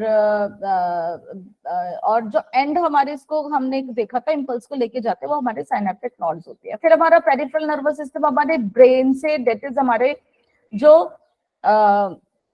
उनको हम क्रेनियल नर्व्स बोलते हैं, जो कि हमारी 12 पेयर में होती है। स्पाइनल नर्व्स से हमारी जो निकलती है वो स्पाइनल नर्व्स होती हैं, जो कि हमारी 31 पेयर में होती हैं। तो 12 जो हमारी होती है, जैसे जैसे वो बाहर निकलती है उसी के अकॉर्डिंगली उनकी नंबरिंग करी गई है, रोमन नंबर से इनको करा जाता है। और एक हेलो, ठीक है बेटा, ओके, हाँ लाइव लोकेशन देते हैं। तो नंबर 1 पे हमारी ऑल्फैक्टरी, नंबर 2 पे हमारी ऑप्टिक नर्व होती है, नंबर 3 पे ऑक्यूलोमोटर, नंबर 4 पे ट्रॉक्लियर नर्व। इन सबके काम उसी हिसाब से होता है। Trigeminal, abducens and facial nerves, vestibulocochlear nerve, glossopharyngeal, vagus, accessory and hypoglossal. ये हमारी 12 पेयर की होती है। तो जैसे जैसे होती है इनका काम होता है। ऑल्फैक्टरी हमारी स्मेल में काम करती है, ऑप्टिक है आंखों की है तो विजन में होती है, ऑक्यूलोमोटर हमारे आईबॉल्स की मूवमेंट में होती है, ट्रॉक्लियर हमारी ये भी आईबॉल की मूवमेंट में मदद करते हैं। ट्राइजेमिनल नर्व्स जो होती है हमारी दांतों की और हमारे जॉ की जो मसूड़ों के लिए तो होती है। ब्यूसेंट हमारी फिर से आईबॉल की होती है। सेवंथ हमारी फेशियल होती है, जो कि हमारे फेशियल एक्सप्रेशंस होते हैं, जो भी हम हमारा सलाइवा काम कर रहे हैं, टेस्ट जो हम कर रहे हैं, ये सब इसमें करती है। ऑडिटरी सुनने में मदद करती है, इसके दो पार्ट्स होते हैं, इसको हम वेस्टिबुलो कॉक्लियर भी बोलते हैं। तो हमारे हियरिंग में और हमारे बैलेंस को मेंटेन करने में करती है। ग्लॉसोफेरेंजियल ऑब्वियसली हमारी टंग से रिलेटेड है, तो हमारे टेस्ट को मदद करती है। वेगस नर्व जो होती है सबसे लंबी होती है, ये हमारे पूरे पेट तक जाती है, तो हमारे एब्डोमेन के जितने भी हमारे हैं विसरल फंक्शंस को करती है, इंटरनल फंक्शंस को मेंटेन करती है। एसेसरी स्पाइनल जो होती है हमारे बोलने में हमारे फेरेंक्स और लैरिंक्स को मदद करती है। हाइपोग्लॉसल बेसिकली हमारी टंग से रिलेटेड है, तो यहाँ पे ये हमारी स्पीच में और हमारे स्वेलिंग में मदद करती है। तो हमारी कुछ नर्व्स एसेसरी होती है, कुछ मोटर होती है, कुछ जो होती है वो दोनों प्रकार की होती है। सबसे छोटी हमारी एब्ड्यूसेंट है, सबसे लार्जेस्ट जो है हमारी वो ट्राइजेमिनल है, लॉन्गेस्ट लंबी मैंने बताया था वेगस है जो पेट तक हमारी इसमें करती है। थिनेस्ट जो होती है वो ट्रॉक्लियर नर्व होती है। तो हमारी उसके बाद स्पाइनल नर्व्स होती हैं, जो कि हमारी स्पाइनल कॉर्ड से निकली हुई होती है। यहाँ पे हमारे सर्वाइकल, थोरेसिक, लंबर वर्टिब्रा यहाँ से पूरी से निकली हुई होती है, जैसे कि आप देख रहे होगे। और जो उसका एंड जो होता है एकदम पॉइंटेड नहीं होता, जैसे घोड़े की पूंछ होती है ना, ऐसी एक गुच्छे से उसमें होती है, उसको हम काउगा इक्विनिया बोलते हैं, ठीक है ना। और फिर ये हमारे यहाँ पे इसके सेक्रल प्लेक्सेस होते हैं, तो यहाँ पे ये खुद अपने समूह बना लेती है, गुच्छे बना लेती है, जिनको हम प्लेक्सेस बोलते हैं। तो सर्वाइकल प्लेक्सेस होता है, फिर हमारा अलग अलग उस पे सेक्रल प्लेक्सेस भी होता है, वहां से फिर हमारी अलग अलग ग्रुप बना के अपने बॉडी को ये जो है सप्लाई करती है। ब्रेकल प्लेक्सेस है, तो अलग अलग जगह पे। तो हमारी सर्वाइकल स्पाइनल नर्व्स होती है 8 होती है, थोरेसिक वाली 12 होती है, लंबर वाली 5 ही है, सेक्रल वाली भी हमारी 5 है, और कॉक्सिजियल जो हमारी सबसे टेलबोन से निकलती है उसका सिर्फ एक ही पेयर है। तो ये हमारे बेसिकली स्पाइनल नर्व्स जो होती है, जो भी मैसेज आ रहा है ये दोनों मिक्स्ड होती है, इसमें सेंसरी और मोटर दोनों तरह की होती है, और ये दोनों मिक्स्ड होके ही काम करती है कि यहाँ से ही मैसेज गया और फिर वो आगे देख के आप देखोगे ये आपकी आई है ना, ये मान के चलो कि ये हमारी जो है ये सेंसरी है, डॉर्सल रूट से निकली है सेंसरी, ठीक है ना। और यहाँ पे आप देखोगे दूसरी हमारी मोटर मिल गई है, रेड वाली हो रही है ना, रेड वाली हमारी मोटर है और ये हमारी सेंसरी है। तो मोटर वाली जो होती है, सेंसरी वाली हमारी मैसेज लेकर आई, ब्रेन को दिया, ब्रेन से स्पाइनल कॉर्ड पे आया, मोटर वाली लेके गई। और कई बार यहीं का यहीं जो है मैसेज ये जो चला जाता है, यहीं से यहीं चला जाता है, इसको हम रिफ्लेक्स आर्क भी बोलते हैं। कई बार हमारा ब्रेन तक कुछ चीजों की जरूरत ही नहीं बोलती, वहीं से ही हमारा मैसेज भी बहुत शॉर्ट उसमें होता है, तो that is a reflex arc. So ये हमारे प्लेक्सेस थे, जैसे बता रही थी, यहाँ पे पूरा गुच्छा होता है, सर्वाइकल में होता है, फिर हमारे यहाँ पर ब्रेकियल प्लेक्सेस होता है, हमारा लंबर में, थोरेसिक में कोई नहीं है, फिर हमारा सेक्रम पे होता है, और लास्ट में हमारा कॉक्सीजियल है। तो ये हमारे पूरी बॉडी को सप्लाई करती है, नर्व्स जो होती हैं। तो ये हमने देखा हमारे जो थे सेंट्रल नर्वस सिस्टम और हमारा पेरिफेरल नर्वस सिस्टम। लास्ट है हमारा ऑटोनोमिक नर्वस सिस्टम, जो कि हमारा होता है हमारा सिंपैथेटिक और पैरासिम्पैथेटिक। तो पैरासिम्पैथेटिक और सिंपैथेटिक को हम जो ऐसे समझ के चलते हैं, सिंपैथेटिक बेसिकली हमारे को शरीर में ऊर्जा की कमी होती है, मतलब वो यूटिलाइज करता है एनर्जी को, क्योंकि फाइट और फ्लाइट वाला जो है यहाँ पर एनर्जी यूज होती है, और पैरासिम्पैथेटिक में रेस्ट और डाइजेस्ट होता है, तो यहाँ पे एनर्जी क्रिएट करती है। यहाँ पे हम बहुत शांत हो जाते हैं और हमारी एनर्जी को बनने का ज्यादा समय देते हैं, यहाँ पे हमें एनर्जी की यूटिलाइजेशन ज्यादा होती है। इमरजेंसी सिचुएशन में हमारा सिंपैथेटिक सिस्टम काम करता है, जैसे कि आपको भागना है, दौड़ना है, आपको एनर्जी चाहिए, कि कुछ ऐसा दंगा हो गया, ब्रेन ने क्या किया, अरे भागो यहाँ से, या कोई रेस हो रही है कि आपको नहीं नहीं नहीं नहीं आपको भागना है, आपको एनर्जी की जरूरत है। और जैसे पैरासिम्पैथेटिक में जो होता है, वहां पे हमारा स्लो हो जाता है। पिक्चर में थोड़ा सा ये वाला सिंपैथेटिक है, एक्टिवनेस ज्यादा रहती है। पैरासिम्पैथेटिक में आप जो होते हो यहाँ पे एनर्जी को सेव करते हो, रेस्ट के मोड में आ जाते हो, ठीक है ना।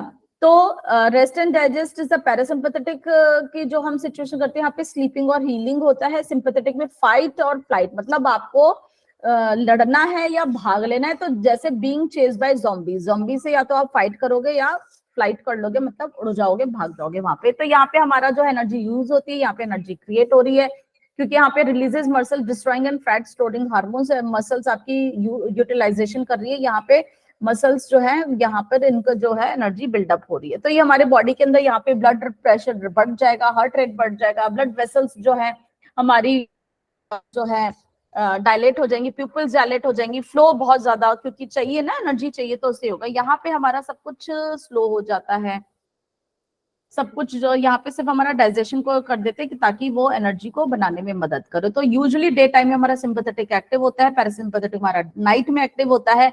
स्ट्रेस वाली सिचुएशन अगर कुछ आती है, जैसे ट्रैफिक में फंस गए हो, कुछ भी है, कोई भी एक डेडलाइन है, ये सब सिचुएशन में हमारा सिंपैथेटिक एक्टिव हो जाता है, और नहीं तो हमारा पैरासिम्पैथेटिक जब हम नॉर्मली उसमें रहते हैं। तो ये हमारे गैंग्लियंस बेसिकली नोट्स टाइप होते हैं। यहाँ पर हमारा जो है मैसेज जो है तुरंत जो जाता है ताकि उस सिचुएशन के काम करे।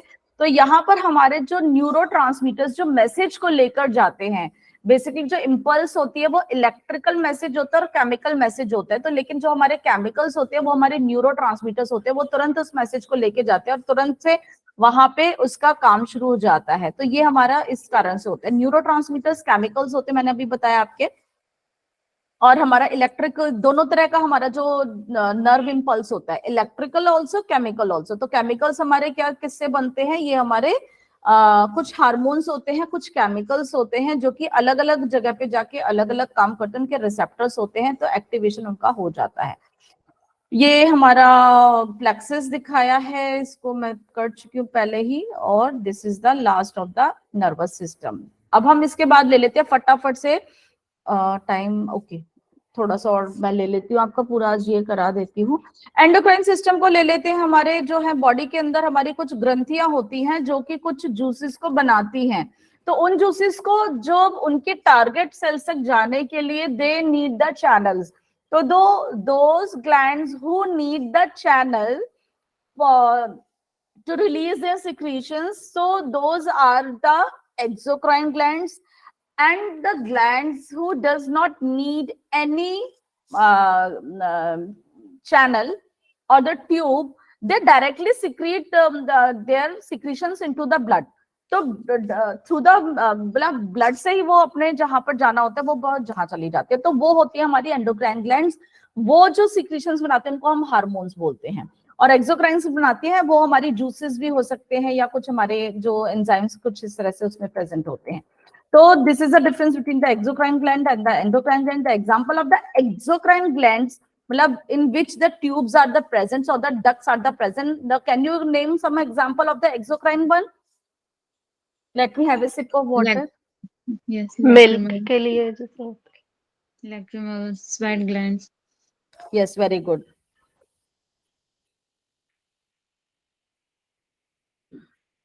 Okay.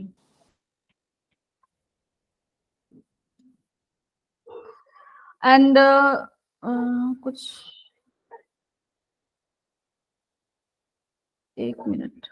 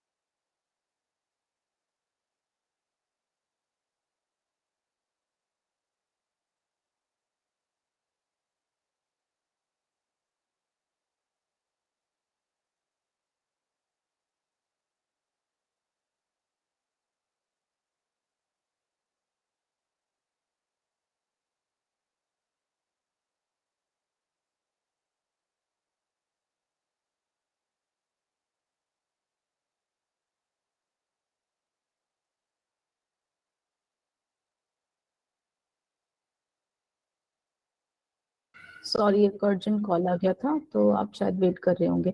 तो हमारे जो एंडोक्राइन ग्लैंड्स जो सिक्रीशंस करती है वो हमारे हार्मोन्स होते हैं, उनको हम उन सिक्रीशंस को हार्मोन्स कहते हैं। हार्मोन्स कुछ भी नहीं, हमारे केमिकल मैसेंजर्स हैं जो कि हमारी बॉडी की फंक्शनिंग के लिए रिस्पॉन्सिबल होते हैं। अलग अलग हमारे जो ग्लैंड्स होते हैं वहां से अलग अलग तरह के हार्मोन रिलीज होते हैं जो कि अलग अलग फंक्शन के लिए रिस्पॉन्सिबल होते हैं।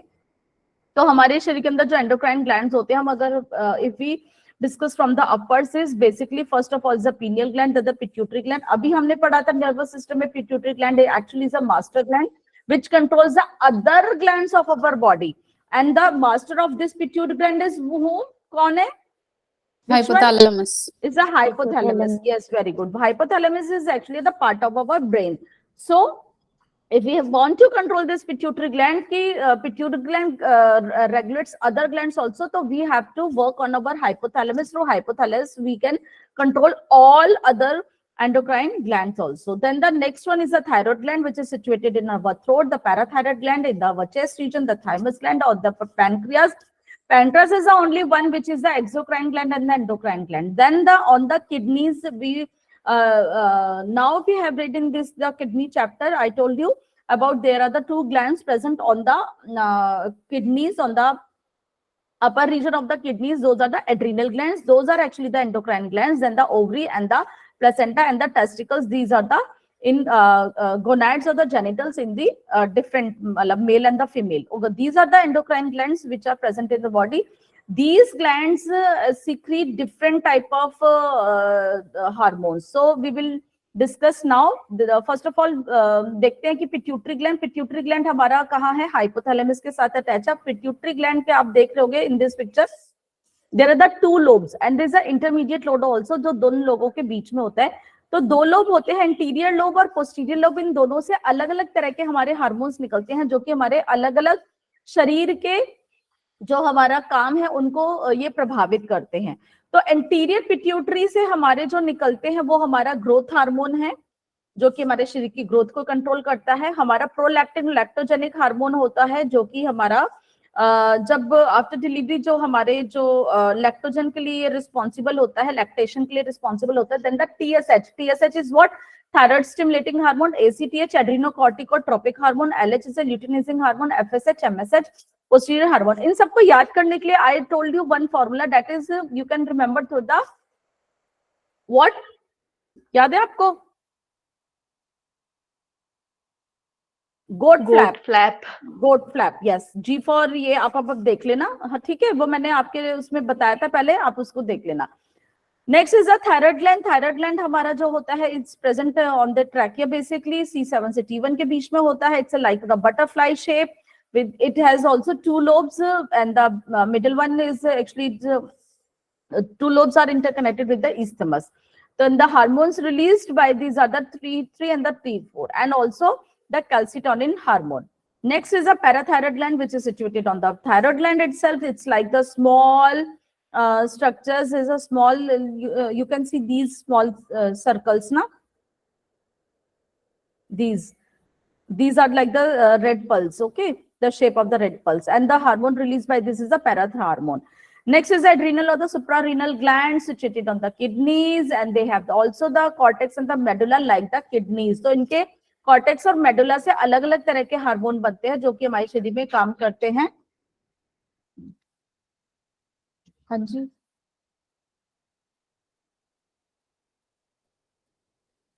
अभी बात करती हूँ मैं. तो एड्रिनल कॉर्टेक्स से हमारे जो निकलते हैं वो हमारे कॉर्टेक्स, एक्चुअली यहाँ पर भी हम इसको 3 जोन्स में करते हैं. उनको वैसे हम कॉर्टिकोस्टेरॉइड्स कहते हैं. एड्रिनल मेडुला से जो हमारे निकलते हैं वो हमारे 2 हार्मोन्स होते हैं बेसिकली. तो these corticosteroids are divided into 3. The outer one is the aldosterone और द मिनरलोकॉर्टिकॉइड्स. ये हमारे मिनरल्स को कंट्रोल करता है. मिडल में हमारा होता है ग्लूकोकॉर्टिकॉइड्स, ये हमारे ग्लूकोज को कंट्रोल करता है. इसके जो हमारे होते हैं कॉर्टिसोल और corticosterone. Inner one is the gonadocorticoids. ये हमारे जो हमारे सेक्सुअल हार्मोन्स होते हैं, ये उसको हमारे कंट्रोल करता है. मेडुला में हमारे 2 होते हैं, एपिनेफ्रिन और द नॉन एपिनेफ्रिन, और द एड्रेनलिन और द नॉन एड्रेनलिन. ये भी हमारा फ्लाइट और फाइट, वो जो हमारा सिचुएशन था सिंपैथेटिक और पैरासिम्पैथेटिक वाला, ये उसको रेगुलेट करने में मदद करता है. देन द पेनक्रियास पे this is the two type of glands. Actually the mixed gland is this, the exocrine gland and the endocrine gland. Exocrine gland में ये हमारा क्या बनाता है, ये हमारा पेनक्रियाटिक जूसेस बनाता है, जो हमारे डियोडेनम में गया था. अभी हमने पढ़ा डाइजेस्टिव सिस्टम में, वहां पे उस एसिडिक फूड को अल्कलाइन फूड करने में मदद करता है. तो these are the pancreatic juices by the exocrine gland. Endocrine gland हमारे कुछ हार्मोन्स बनाता है. कौन कौन से बनाता है? इंसुलिन बनता है हमारे बीटा सेल से. यहाँ पर हमारा आइलेट्स ऑफ लैंगरहैंस के हमारे प्रेजेंट होते हैं, जो कि हमारे वहां से बीटा सेल्स जो होते हैं इंसुलिन सिक्रीट करते हैं. इंसुलिन क्या करता है, हमारे ब्लड के अंदर जो भी ग्लूकोज है उसको कन्वर्ट कर देता है, जो भी एक्स्ट्रा ग्लूकोज है उसको स्टोर करने के लिए भेज देता है। ग्लूकागन अल्फा से बनता है, अपोजिट ऑफ द इंसुलिन। जो ग्लूकोज स्टोर था उसको वापस जो है ग्लाइकोजन के फॉर्म में जो स्टोर था उसको ग्लूकोज में वापस ब्लड में भेज देता है। सोमैटोस्टेनिन डेल्टा हमारी सेल से बनता है, जो इन दोनों को कंट्रोल करता है, ग्लूकागन और इंसुलिन। भैया तुम अपने ठीक से काम करो, ये अपने बाहर निकलेंगे कि भैया तू भी अपना ठीक से कम कर, तू भी अपना कर। अगर इन दोनों में बैलेंस नहीं होगा तो क्या होगा, हमारी बॉडी इम्बैलेंस सिचुएशन में आ जाएगी। We will not be then in with the homeostasis situation, then we will suffer from any disease. Okay, we will not discuss here disease. I'm discussing right the normal anatomy. Then the other gland is the pineal gland. Pineal gland is basically situated in the brain. बिल्कुल अगर हम अपने brain को half पे divide कर देते हैं, ये बिल्कुल सेंटर ऑफ द ब्रेन में हमारे आती है। ये हमारे हैप्पी हार्मोन्स को रिलीज करती है। मेलाटोनिन रात में होता है, सेरोटोनिन डे टाइम में होता है, और ये हमारे को स्ट्रेसफुल सिचुएशन में ये रिलीज नहीं होते हैं तो हम लोगों को प्रॉब्लम्स होती हैं। Then the thymus gland situated in the heart region, it's behind the sternum, जहाँ पे ट्रैकिया हमारा जब विभाजित होता है वहां पर ही होता है। ये हमारा बेसिकली इम्यूनिटी से रिलेटेड है, बच्चों में ये ज्यादा एक्टिव होता है, लेटर ऑन ये जो है कैल्सिफाइड हो जाता है, सिकुड़ जाता है। तो यहाँ पे हमारे जो होते हैं इम्यून सेल्स बेसिकली प्रेजेंट होते हैं, जो उसमें जो है मदद करते हैं। देन द रिप्रोडक्टिव ऑर्गन्स, जो कि हमारे मेल फीमेल दोनों में होते हैं। मेल्स में हमारे टेस्टिस होती है, टेस्टोस्टेरोन बनता है। फीमेल में हमारी ओवरीज होती हैं, जहाँ पे हमारे दो हमारे फीमेल हार्मोन्स होते हैं, ईस्ट्रोजन और progesterone, responsible for about the sexual growth और the for the development of the pregnancy and for the reproductive purpose. So the hormones is released from the pituitary is basically the growth hormone. Growth hormone से क्या होता है, हमारी body की growth control होती है। या अगर बहुत ज्यादा रिलीज होगा तो ज्यादा हो जाएगी, कम होगा तो कम हो जाएगी, हम बोले रह जाएंगे या हम बहुत खली की तरह हो जाएंगे। तो ये हमारा ग्रोथ हार्मोन होता है, हमारी बॉडी की ग्रोथ को रिलीज करता है। प्रोलैक्टिन और लैक्टोजन, जब बेबी बर्थ होता है उसको जो मिल्क की जरूरत होती है ये हार्मोन तब काम करता है, तो वहां से मिल्क की फॉर्मेशन होती है। Then the TSH thyroiding stimulating hormone, it stimulates the thyroid gland. ये थायराइड ग्लैंड को स्टिमुलेट करता है कि भैया आप अपने अपने हार्मोन्स ठीक से छोड़ो ताकि शरीर में काम ठीक से हो। तो वो पिट्यूटरी का टीएसएच स्टिमुलेट्स द थायराइड, और थायराइड फिर का कौन उसके अपने हार्मोन्स रिलीज करता है। थायराइड के कौन से हार्मोन थे, T3, T4 एंड कैल्सिटोनिन। तो एंड पिट्यूटरी को कौन टारगेट करता है, hypothalamus. Hypothalamus releases the TRH, the thyroid releasing hormone. It stimulates pituitary to make thyroid gland to release there. Then pituitary itself will make the TSH to stimulate thyroid. Sorry.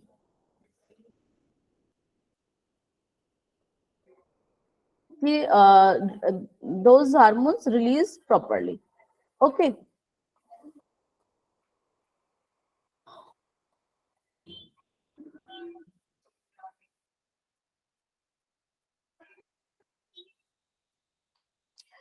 Then the T3 and T4 from the thyroid, they are basically responsible for our metabolism purpose. Energy should be created and should be utilized. If it not maintained properly, तो हमारे शरीर के अंदर अगर रोग हो जाते हैं, हमारे शरीर के वजन को मेंटेन करता है, बॉडी टेम्परेचर को, हमारे मेंटल स्टेटस को, मूड को, हमारे ब्रेन के फंक्शंस को, मेरे हार्ट के फंक्शंस को, ये T3 T4 हमारे ये बेसिकली ये हमारा ये काम करते हैं। अगर ये कम या ज्यादा होते हैं तो हमें बीमारी होती है हाइपोथायराइडिज्म या हाइपरथायराइडिज्म, तो उसके हिसाब से हमारी प्रॉब्लम होती है। हाइपोथायराइडिज्म में क्या होता है कि हमारा जो है मेटाबॉलिज्म बहुत स्लो हो जाता है, एनर्जी तो बन रही है पर यूज नहीं होगी।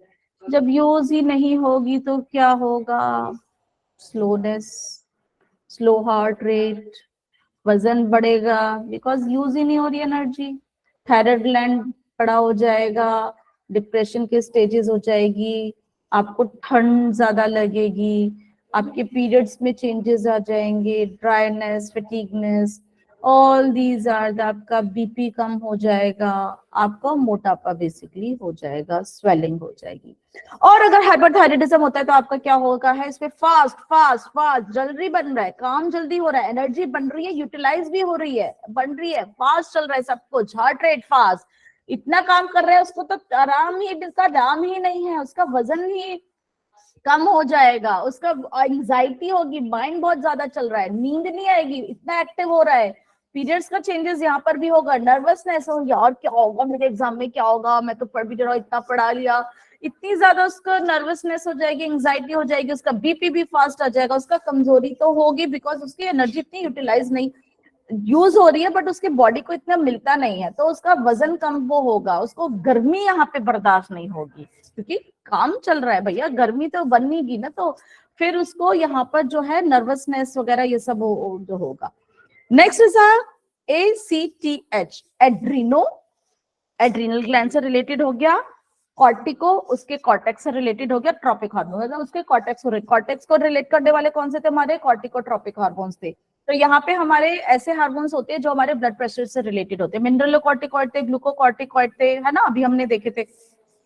तो वो हमारे क्या करते हैं, यहाँ पे बेसिकली वो ब्लड प्रेशर को कंट्रोल करने का काम करते हैं। तो जो हमारे एड्रीनोकॉर्टेक्स जो होते हैं ये हमारे ब्लड प्रेशर को बढ़ाता है, ग्लूकोकॉर्टिकॉइड हमारे कॉर्टिसोल को बेसिकली जो है कंट्रोल करेगा।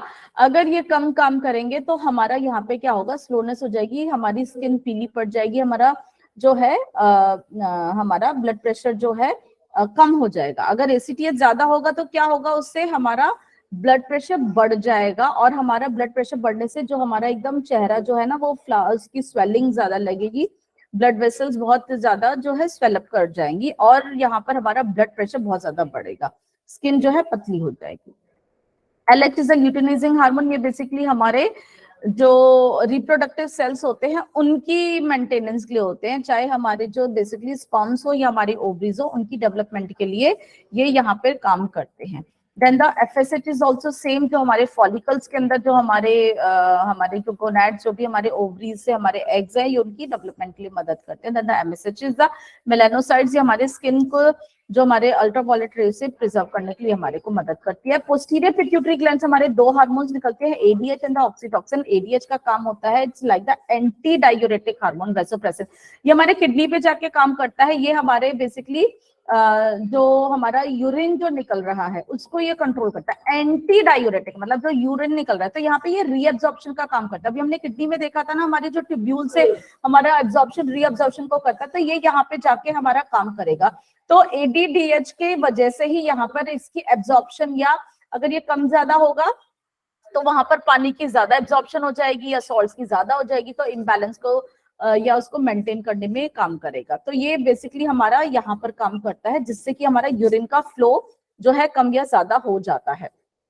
ऑक्सीटॉक्सिन बेसिकली कॉन्ट्रैक्शन का काम करता है। क्या कॉन्ट्रैक्ट करता है, ये बेसिकली यूट्रस को कॉन्ट्रैक्ट भी करता है जब हमारा बेबी की डिलीवरी में काम जो होता है यूट्रस की कॉन्ट्रैक्शन से, और ये हमारे ब्रेस्ट ग्लैंड्स को भी कॉन्ट्रैक्ट करता है कि जो मिल्क फॉर्म हुआ था हमारा प्रोलैक्टिन की वजह से, तो वो बाहर भी निकले, जो बेबी उसको यूटिलाइज कर सके। तो ऑक्सीटॉक्सिन बेसिकली हमारे ब्रेस्ट ग्लैंड और हमारे यूट्रस पे काम करता है। देन थायराइड ग्लैंड, अभी हमने देखा था T3 T4 हमारा यहाँ पर मेटाबॉलिज्म वगैरह को काम करता था। कैल्सिटोनिन बेसिकली हमारे ब्लड के अंदर कैल्शियम के लेवल को मेंटेन करता है, क्योंकि कैल्शियम लेवल हमारा अगर बोन्स को चाहिए होता है तो वहां पर चला जाता है, और अगर ब्लड के अंदर होता है तो ये हमारे बेसिकली ब्लड के अंदर कैल्शियम को मेंटेन करके रखता है। जो हमारा पैराथायराइड हार्मोन है ये उसका रिवर्स करता है, ये हमारा बोन्स के अंदर बना के रखता है। ये तो दोनों हार्मोन्स कैल्सिटोनिन पैराथायराइड हार्मोन एक दूसरे के विपरीत में काम करते रहते हैं। एक बोन के अंदर कैल्शियम को मेंटेन करके रखता है, एक ब्लड के अंदर मेंटेन करके रखता है, लेकिन दोनों के बैलेंस की वजह से, अगर इन दोनों में बैलेंस नहीं होगा या हमारे बॉडी के अंदर डेफिशिएंसी हो जाएगी, तो ये हमारे हार्मोन्स प्रॉपर काम नहीं करेंगे, हमें प्रॉब्लम्स हो जाएंगी। तो जैसे कि हमें एक टेटनी करके हो जाता है हमारी, क्योंकि मसल्स की कॉन्ट्रैक्शन के लिए भी हमें कैल्शियम की जरूरत होती है। तो यहाँ पे आप देख रहे हो कि इसके कैसे इसके ट्विस्ट कर गए हैं, वो बहुत इसमें जो है अकड़ गए हैं। तो ये इस तरह से हमारे हो जाता है, और फिर अलग अलग तरह के प्रॉब्लम हो जाती है। तो अगर ज्यादा या कम हो जाता है उसके हिसाब से भी हमारे बॉडी के अंदर वर्क करते हैं कैल्शियम या फास्फोरस के हिसाब से। एड्रिनल कॉर्टेक्स से हमने देखे थे स्टेरॉइड्स बोलते हैं। मिनरल जो हमारा आउटर और इनर होता है, आउटर वाले में हमारे थे मिनरलोकॉर्टिकॉइड्स और इनर वाले में हमारे कॉर्टिसोल। अभी हमने देखा था ब्लड प्रेशर को मेंटेन करता है, ये हमारे मिनरल्स को मेंटेन करके चलते हैं। गोनाडोट्रोपिक्स हमारे सेक्सुअल एक्सेसरी जो ग्लैंड्स होते हैं। तो एल्डोस्टेरोन सबसे पहले था, ये हमारे सोडियम और पोटेशियम को मेंटेन करके रखता है। ये हमारे जो यूरिन से फिर अगर हमारा क्या जा रहा है, बाहर जा रहा है, तो इसका इफेक्ट हमारे ऑब्वियसली हमारे ब्लड प्रेशर पे भी पड़ता है। और एल्डोस्टेरोन बेसिकली हमारे एब्जॉर्प्शन पे काम करता है, हमारे सोडियम और पोटेशियम का जो बैलेंस को मेंटेन करने में ये हमारे करता है। उसके बाद कॉर्टिसोल ब्लड प्रेशर को करता है, अभी हमने देखा था। तो ब्लड के अंदर ग्लूकोज को बेसिकली मेंटेन करता है और उसकी वजह से हमारे ब्लड प्रेशर को भी ये मेंटेन करके रखता है। It's also known as a stress hormone. तो ये हमारे जहां जहां एनर्जी की ग्लूकोज की, क्योंकि ग्लूकोज को रेगुलेट करे तो जहां जहां एनर्जी की जरूरत होती है वहां पे उसको मेंटेन करने के लिए होता है। तो फिर हमारे सेक्सुअल हार्मोन्स होते हैं जो भी हमारे सेकेंडरी कैरेक्टरिस्टिक्स होते हैं बिकॉज ऑफ दिस, जैसे ऑनसेट ऑफ प्यूबर्टी होता है या जो उसके बाद अपीयरेंसेस होते हैं, ये उसी को रेगुलेट करता है। लाइफ सेविंग हार्मोन हमारा एल्डोस्टेरोन होता है बेसिकली, क्योंकि हमारा सोडियम और पोटेशियम को मेंटेन करना होता है, हमारा ब्लड प्रेशर उसी से मेंटेन रहता है। कई बार बहुत ज्यादा बॉडी से एक्सक्रीट हो रहा है, इंक्रीट हो रहा है। मेडुला के हमारे दो हार्मोन थे, एपिनेफ्रिन और नॉन एपिनेफ्रिन। ये हमारी सिंपैथेटिक और पैरासिम्पैथेटिक वाली सिचुएशन के आप हिसाब से समझोगे कि उसको मेंटेन करके रखते हैं। पेनक्रियास में हम देख चुके हैं कि हमारे अल्फा सेल्स हमारे ग्लूकागन हार्मोन को करते हैं, जो कि हमारे ग्लाइकोजन को ग्लूकोज में कन्वर्ट करता है, और बीटा सेल्स हमारे इंसुलिन होता है जो कि ग्लूकोज को ग्लाइकोजन में कन्वर्ट करता है। दोनों को कंट्रोल करने के लिए हमारा सोमैटोस्टेनिन होता है कि दोनों ये एक बैलेंस सिचुएशन में काम करे। थाइमस ग्लैंड हम बात कर चुके हैं, हमारे इम्यूनिटी ग्लैंड्स के लिए होता है। गोनैड्स हमारे सेक्सुअली जो हमारे हार्मोन्स होते हैं। पीनल ग्लैंड हमारा यहाँ पे हैप्पी हार्मोन्स के लिए रिलेटेड होता है, ये रात में ज्यादा काम करता है। मेलाटोनिन सिक्रीट करता है जो कि हमें एक हैप्पीनेस देती है। हमारी बॉडी एक जो हमारा बॉडी का जो सिकार्डियन रिदम होता है, जो हमारा हाइपोथैलेमस से ही रिलेटेड होता है, जो बायोलॉजिकल क्लॉक होती है कि रात को हमें सोना है, दिन में हमें काम करना है, मेरा डाइजेशन है, मेरी बॉडी का डेवलपमेंट है, ये सब इसी से करते हैं। तो सिकार्डियन रिदम को मेंटेन करने के लिए मेलाटोनिन और हमारे सेरोटोनिन बोथ आर रिस्पॉन्सिबल। ये हमारे बॉडी के फिर जो स्लीप और वेक का साइकिल है, हमारे blood pressure, blood sugar, insulin, ये सब उसको कंट्रोल करके रखते हैं। हमारे चार हमारे हैप्पी हार्मोन्स हैं। डोज से आप याद कर सकते हो, डी फॉर डोपामाइन, ओ से ऑक्सीटॉक्सिन, एस से सेरोटोनिन और ई से एंडोर्फिन। तो आज हमारा ये एंडोक्राइन भी यहाँ पर हो गया, सर्कुलेटरी हमने पहले देख लिया था, ओके। स्टिल अभी कोई क्लास है क्या आपकी? मैं इसको भी फटाफट ले लेती हूँ। इम्यून सिस्टम हमारी बॉडी की खुद की इम्यूनिटी होती है, जैसे हमारा ब्लड सर्कुलेटरी सिस्टम चल रहा होता है, उसी के साथ साथ एक हमारा और लिम्फ चैनल्स होते हैं, लिम्फ वेसल्स होते हैं, लिम्फ ऑर्गन्स भी होते हैं जो कि हमारी इम्यूनिटी में रोल करते हैं। तो ये हमारे बॉडी में कोई भी इन्फेक्शन होता है उससे हेल्प करते हैं। तो हम इम्यूनिटी एक होती है हमारे को जो बाय बर्थ मिली हुई होती है, दैट इज अ इनबॉर्न, और एक हम बाद में अडेप्ट करते हैं, दैट इज एक्वायर्ड बेसिकली। तो एक्वायर्ड वाले में भी एक नेचुरल होती है, एक आर्टिफिशियल होती है। तो ये हम देखते हैं immunity basically is the ability of the body to fight against the infection. कुछ भी हो सकता है, बैक्टीरियल है, वायरस है या व्हाटएवर। तो इनेट एंड द एक्वायर्ड, ये हम इसको मान के चलते हैं। तो यहाँ पे हमारी बॉडी की एबिलिटी होती है कि वो एंटीबॉडीज डेवलप कर देती है अगर कोई खास किसी पर्टिकुलर कोई एंटीजन आता है, तो ताकि उस वो जो है उसमें उस पर्टिकुलर बैक्टीरिया इन्फेक्शन से अटैच होकर उसको डिस्ट्रॉय करने में ये मदद करते हैं। तो innate, that is a natural जो हमारी होती है, ये बाय बर्थ ही हमें मिली हुई है। तो जैसे कि कुछ भी हमें जो मिले हुए हैं यहाँ पर स्पेसिफिक तो नहीं है, लेकिन इन्फ्लामेशन है, अगर मान लो मच्छर काट के जाता है तो आपको देखोगे उस पार्ट पे स्वेलिंग हो जाता है, या कोई पॉलन ग्रेन्स होते हैं, हमें छींके आने शुरू हो जाती है चेंज ऑफ सीजन में। ऐसा नहीं कि एकदम से आप बीमार पड़ जाते हो, बट आपको थोड़ा सा बॉडी की जो है आप उसको रेजिस्ट करना आता है बहुत ज्यादा। जैसे कि हमारे केमिकल बैरियर्स है, हमारा हाइड्रोक्लोरिक एसिड, हमारे टीयर्स है, हमारे बाइल जूस है ना, ये सारे हमारे बॉडी की नेचुरल जो है हमें मिली हुई है। उसके बाद जब हम अडेप्ट करते हैं तो वो नेचुरली और आर्टिफिशियली एक्वायर्ड होती है।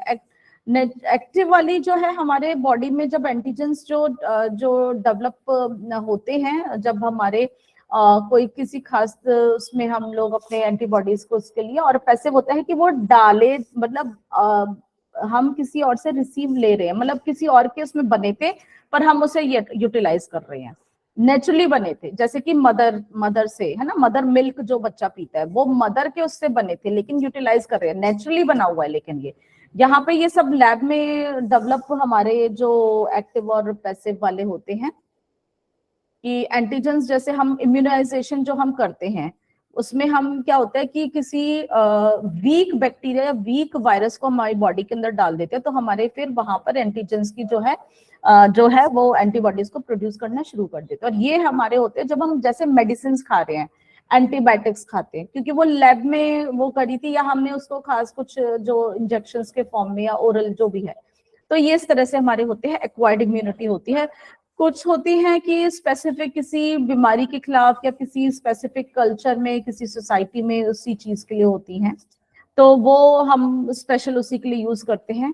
और क्या होता है, जैसे कोविड आया था, है ना, हमने देखा था कि पहली बार में हम बहुत ज्यादा बीमार पड़े थे, लेकिन नेक्स्ट टाइम में हमारी इम्यूनिटी थोड़ी सी स्ट्रांग हो गई थी, तो हम इतना बीमार नहीं पड़े थे। ये हमारी एक्वायर्ड इम्यूनिटी होती है कि पहली बार में हम उसको बहुत ज्यादा, लेकिन धीरे धीरे फिर हमारी बॉडी उस चीज को अडेप्ट कर लेती है। इस तरह से मेमोरी सेल हमारे फीड हो जाते हैं कि यस, इस तरह का बैक्टीरिया आया था, मुझे इस तरह के सिम्टम होंगे, तो नेक्स्ट टाइम जो थे हम इतने सिम्टम से सफर नहीं होते हैं। यहाँ पे ये सेकेंडरी इम्यून की उसकी जो बात होती है कि आप देखोगे सेकेंडरी टाइम पे आप अपने बॉडी में बहुत अच्छे से उसको रिस्पॉन्स कर देते हो। तो ये हमारे ऑर्गन्स भी हमारे इसमें हेल्प करते हैं, जो कि हमारे लिम्फॉइड ऑर्गन्स होते हैं, फिर हमारे नोड्स होते हैं, यहाँ पे हमारे लिम्फ सेल्स प्रेजेंट होते हैं। जब इन्फेक्शन आता है तो ये नोड्स स्वेल कर जाते हैं, क्योंकि वहां पे बहुत ज्यादा मात्रा में लिम्फ सेल्स को बनाना शुरू कर देते हैं ताकि उस इन्फेक्शन से वो लड़ सके।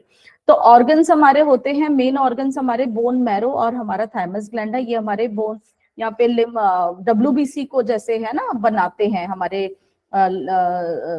इम्यूनिटी सेल्स को बनाते हैं। और हमारे जो है बाकी जो है हमारी लिम्फ नोड्स है, हमारा स्प्लीन है, हमारे टॉन्सिल्स हैं, हमारे गले में जो है हमारे यहाँ अपेंडिक्स था हमारे। तो ये इस तरह के हमारे ऑर्गन्स होते हैं जो कि हमारे बॉडी की इम्यूनिटी में रोल प्ले करते हैं। बोन मैरो जो है कि हमारे बी लिम्फोसाइट्स बनाता है, थाइमस होता है हमारे टी लिम्फोसाइट्स बनाता है, ये हमारे WBC के हमारे जो सेल्स होते हैं, ठीक है ना।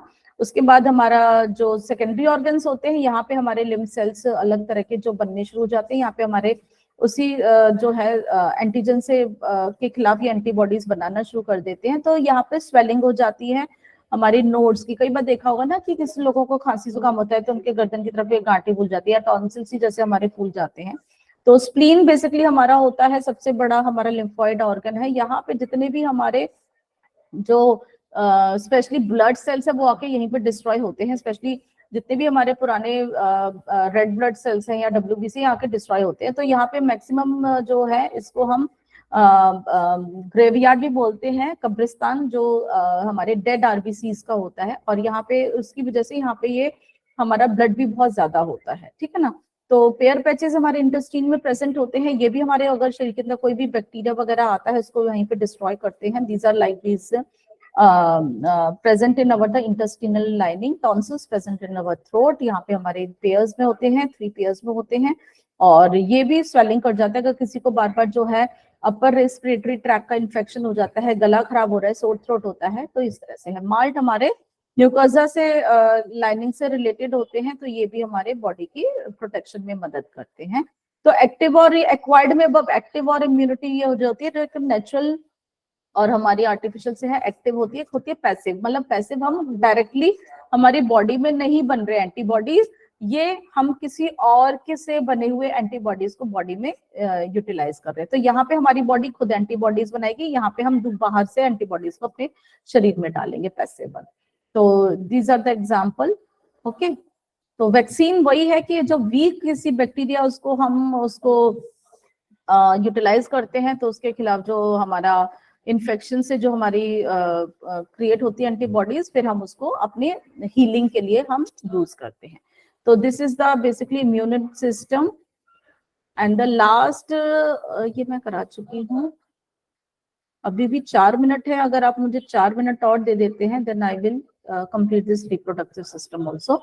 द लास्ट सिस्टम, तो रिप्रोडक्टिव से male and the female organs होते हैं। हमारे फीमेल ऑर्गन्स में हमारे प्राइमरी एक्सेसरीज होते हैं। प्राइमरी में बेसिकली हमारे जो होते हैं ओवरीज होती हैं, जो कि एग को प्रोड्यूस करती है। तो कौन से हार्मोन मदद करती है? ईस्ट्रोजन और प्रोजेस्टेरॉन। हमारे उसके साथ तो बाकी होते हैं external genitalia, internal genitalia. External which we can see with our eyes, the labia major, labia minor in the clitoris. Internal one होते हैं हमारे, we can't see with the naked eyes. हमारा फैलोपियन ट्यूब्स होते हैं uterus, cervix और vagina.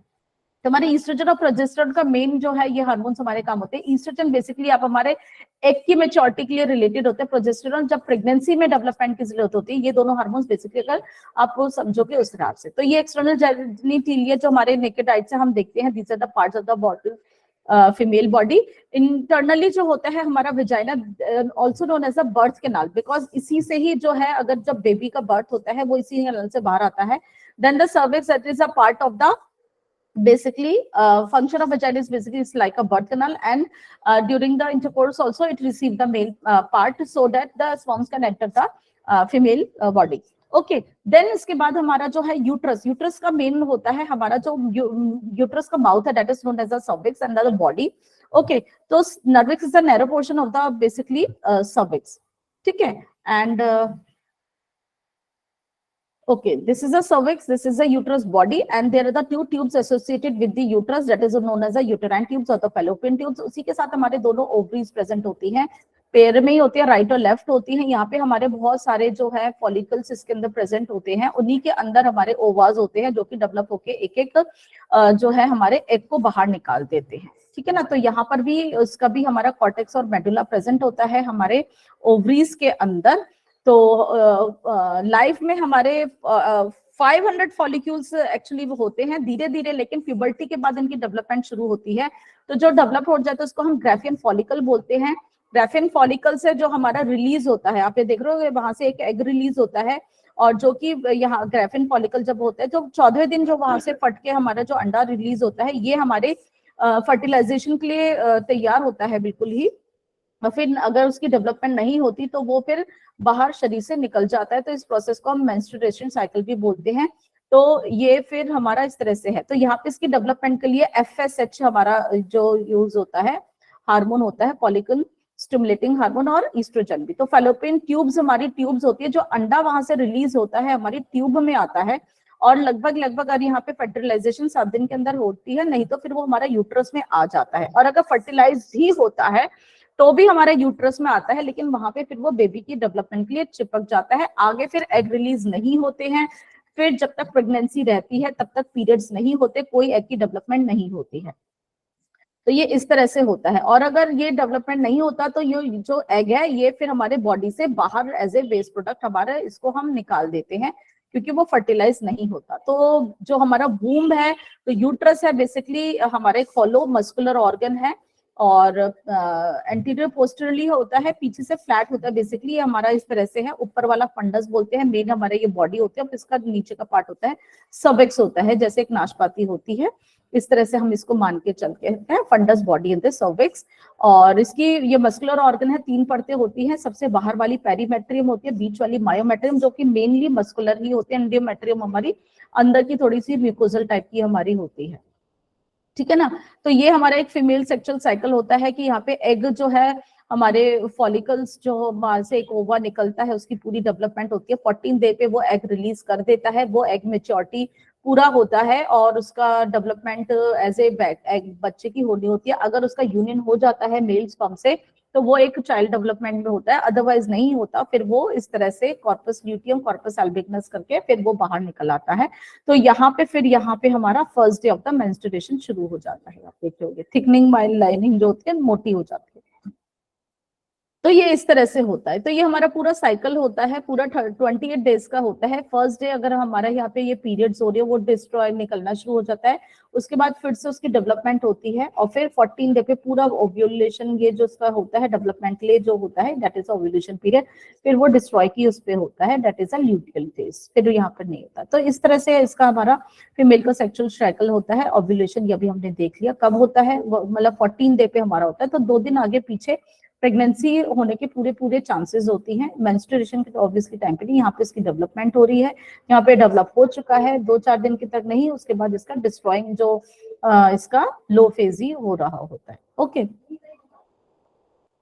इसके बाद यहाँ, हाँ, अगर कोई स्पर्म की एंट्री हो जाती है और अगर उससे यूनियन हो जाता है एग से, तो वो फिर वहां पर हमारे आगे फर्टिलाइजेशन हो जाता है और डेवलपमेंट होता है।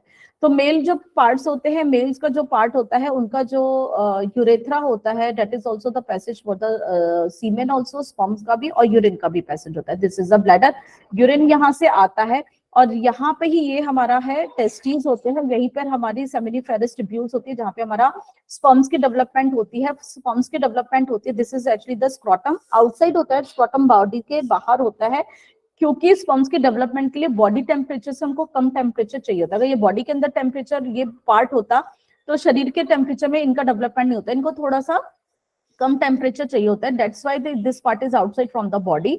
और यहाँ से फिर जब हमारी जो डेवलपमेंट होती है स्पर्म्स की लिक्विड के, उसमें वास डिफरेंस से होते हुए फिर ये ऊपर यहाँ पर हमारा सेमिनल वेसिकल, हमारा प्रोस्टेट, इसमें और लिक्विड डालते हैं, अपने कुछ सिक्रीशंस को डालते हैं ताकि इन स्पर्म्स की न्यूट्रिशन मेंटेन रहे। उसके बाद फिर ये यहाँ से हमारा देखिए होके हमारा जब इसको इजैकुलेट डक्ट से निकलता है और जब जरूरत होती है तो ये हमारे बॉडी से बाहर आता है through the passage of the urethra.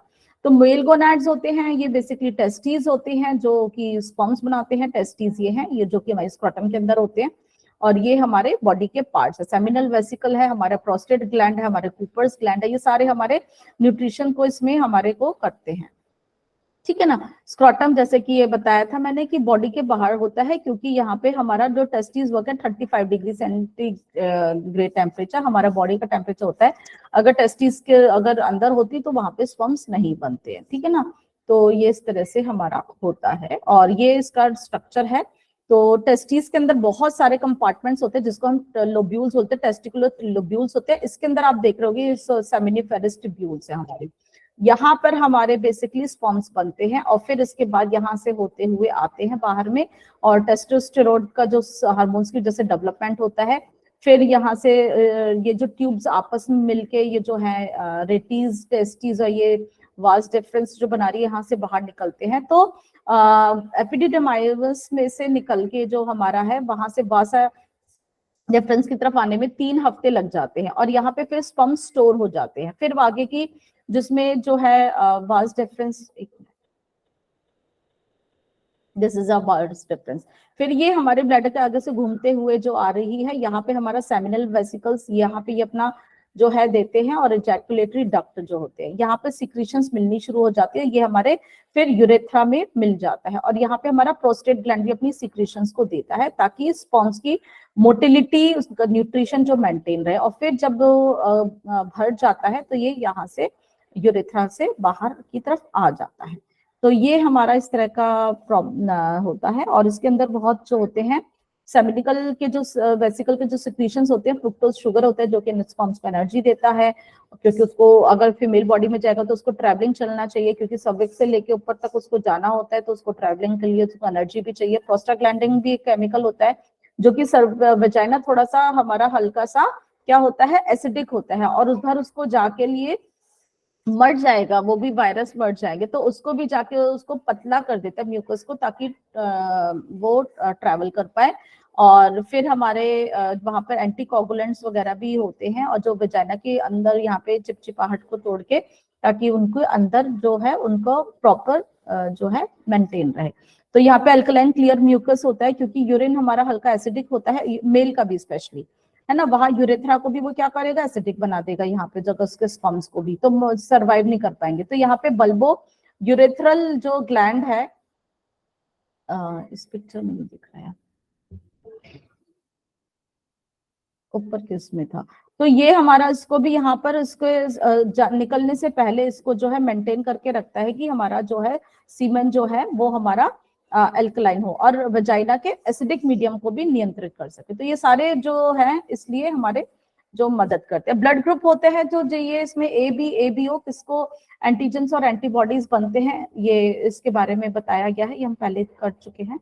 तो लाइक आज हमारा ये एनाटॉमी का फिर कंप्लीट होता है। अभी कोई किसी का प्रश्न है तो आप पूछ सकते हैं। आई थिंक सो कोशिश करी है कि मैं आज आपकी पूरी एनाटॉमी खत्म करा सकती हूँ।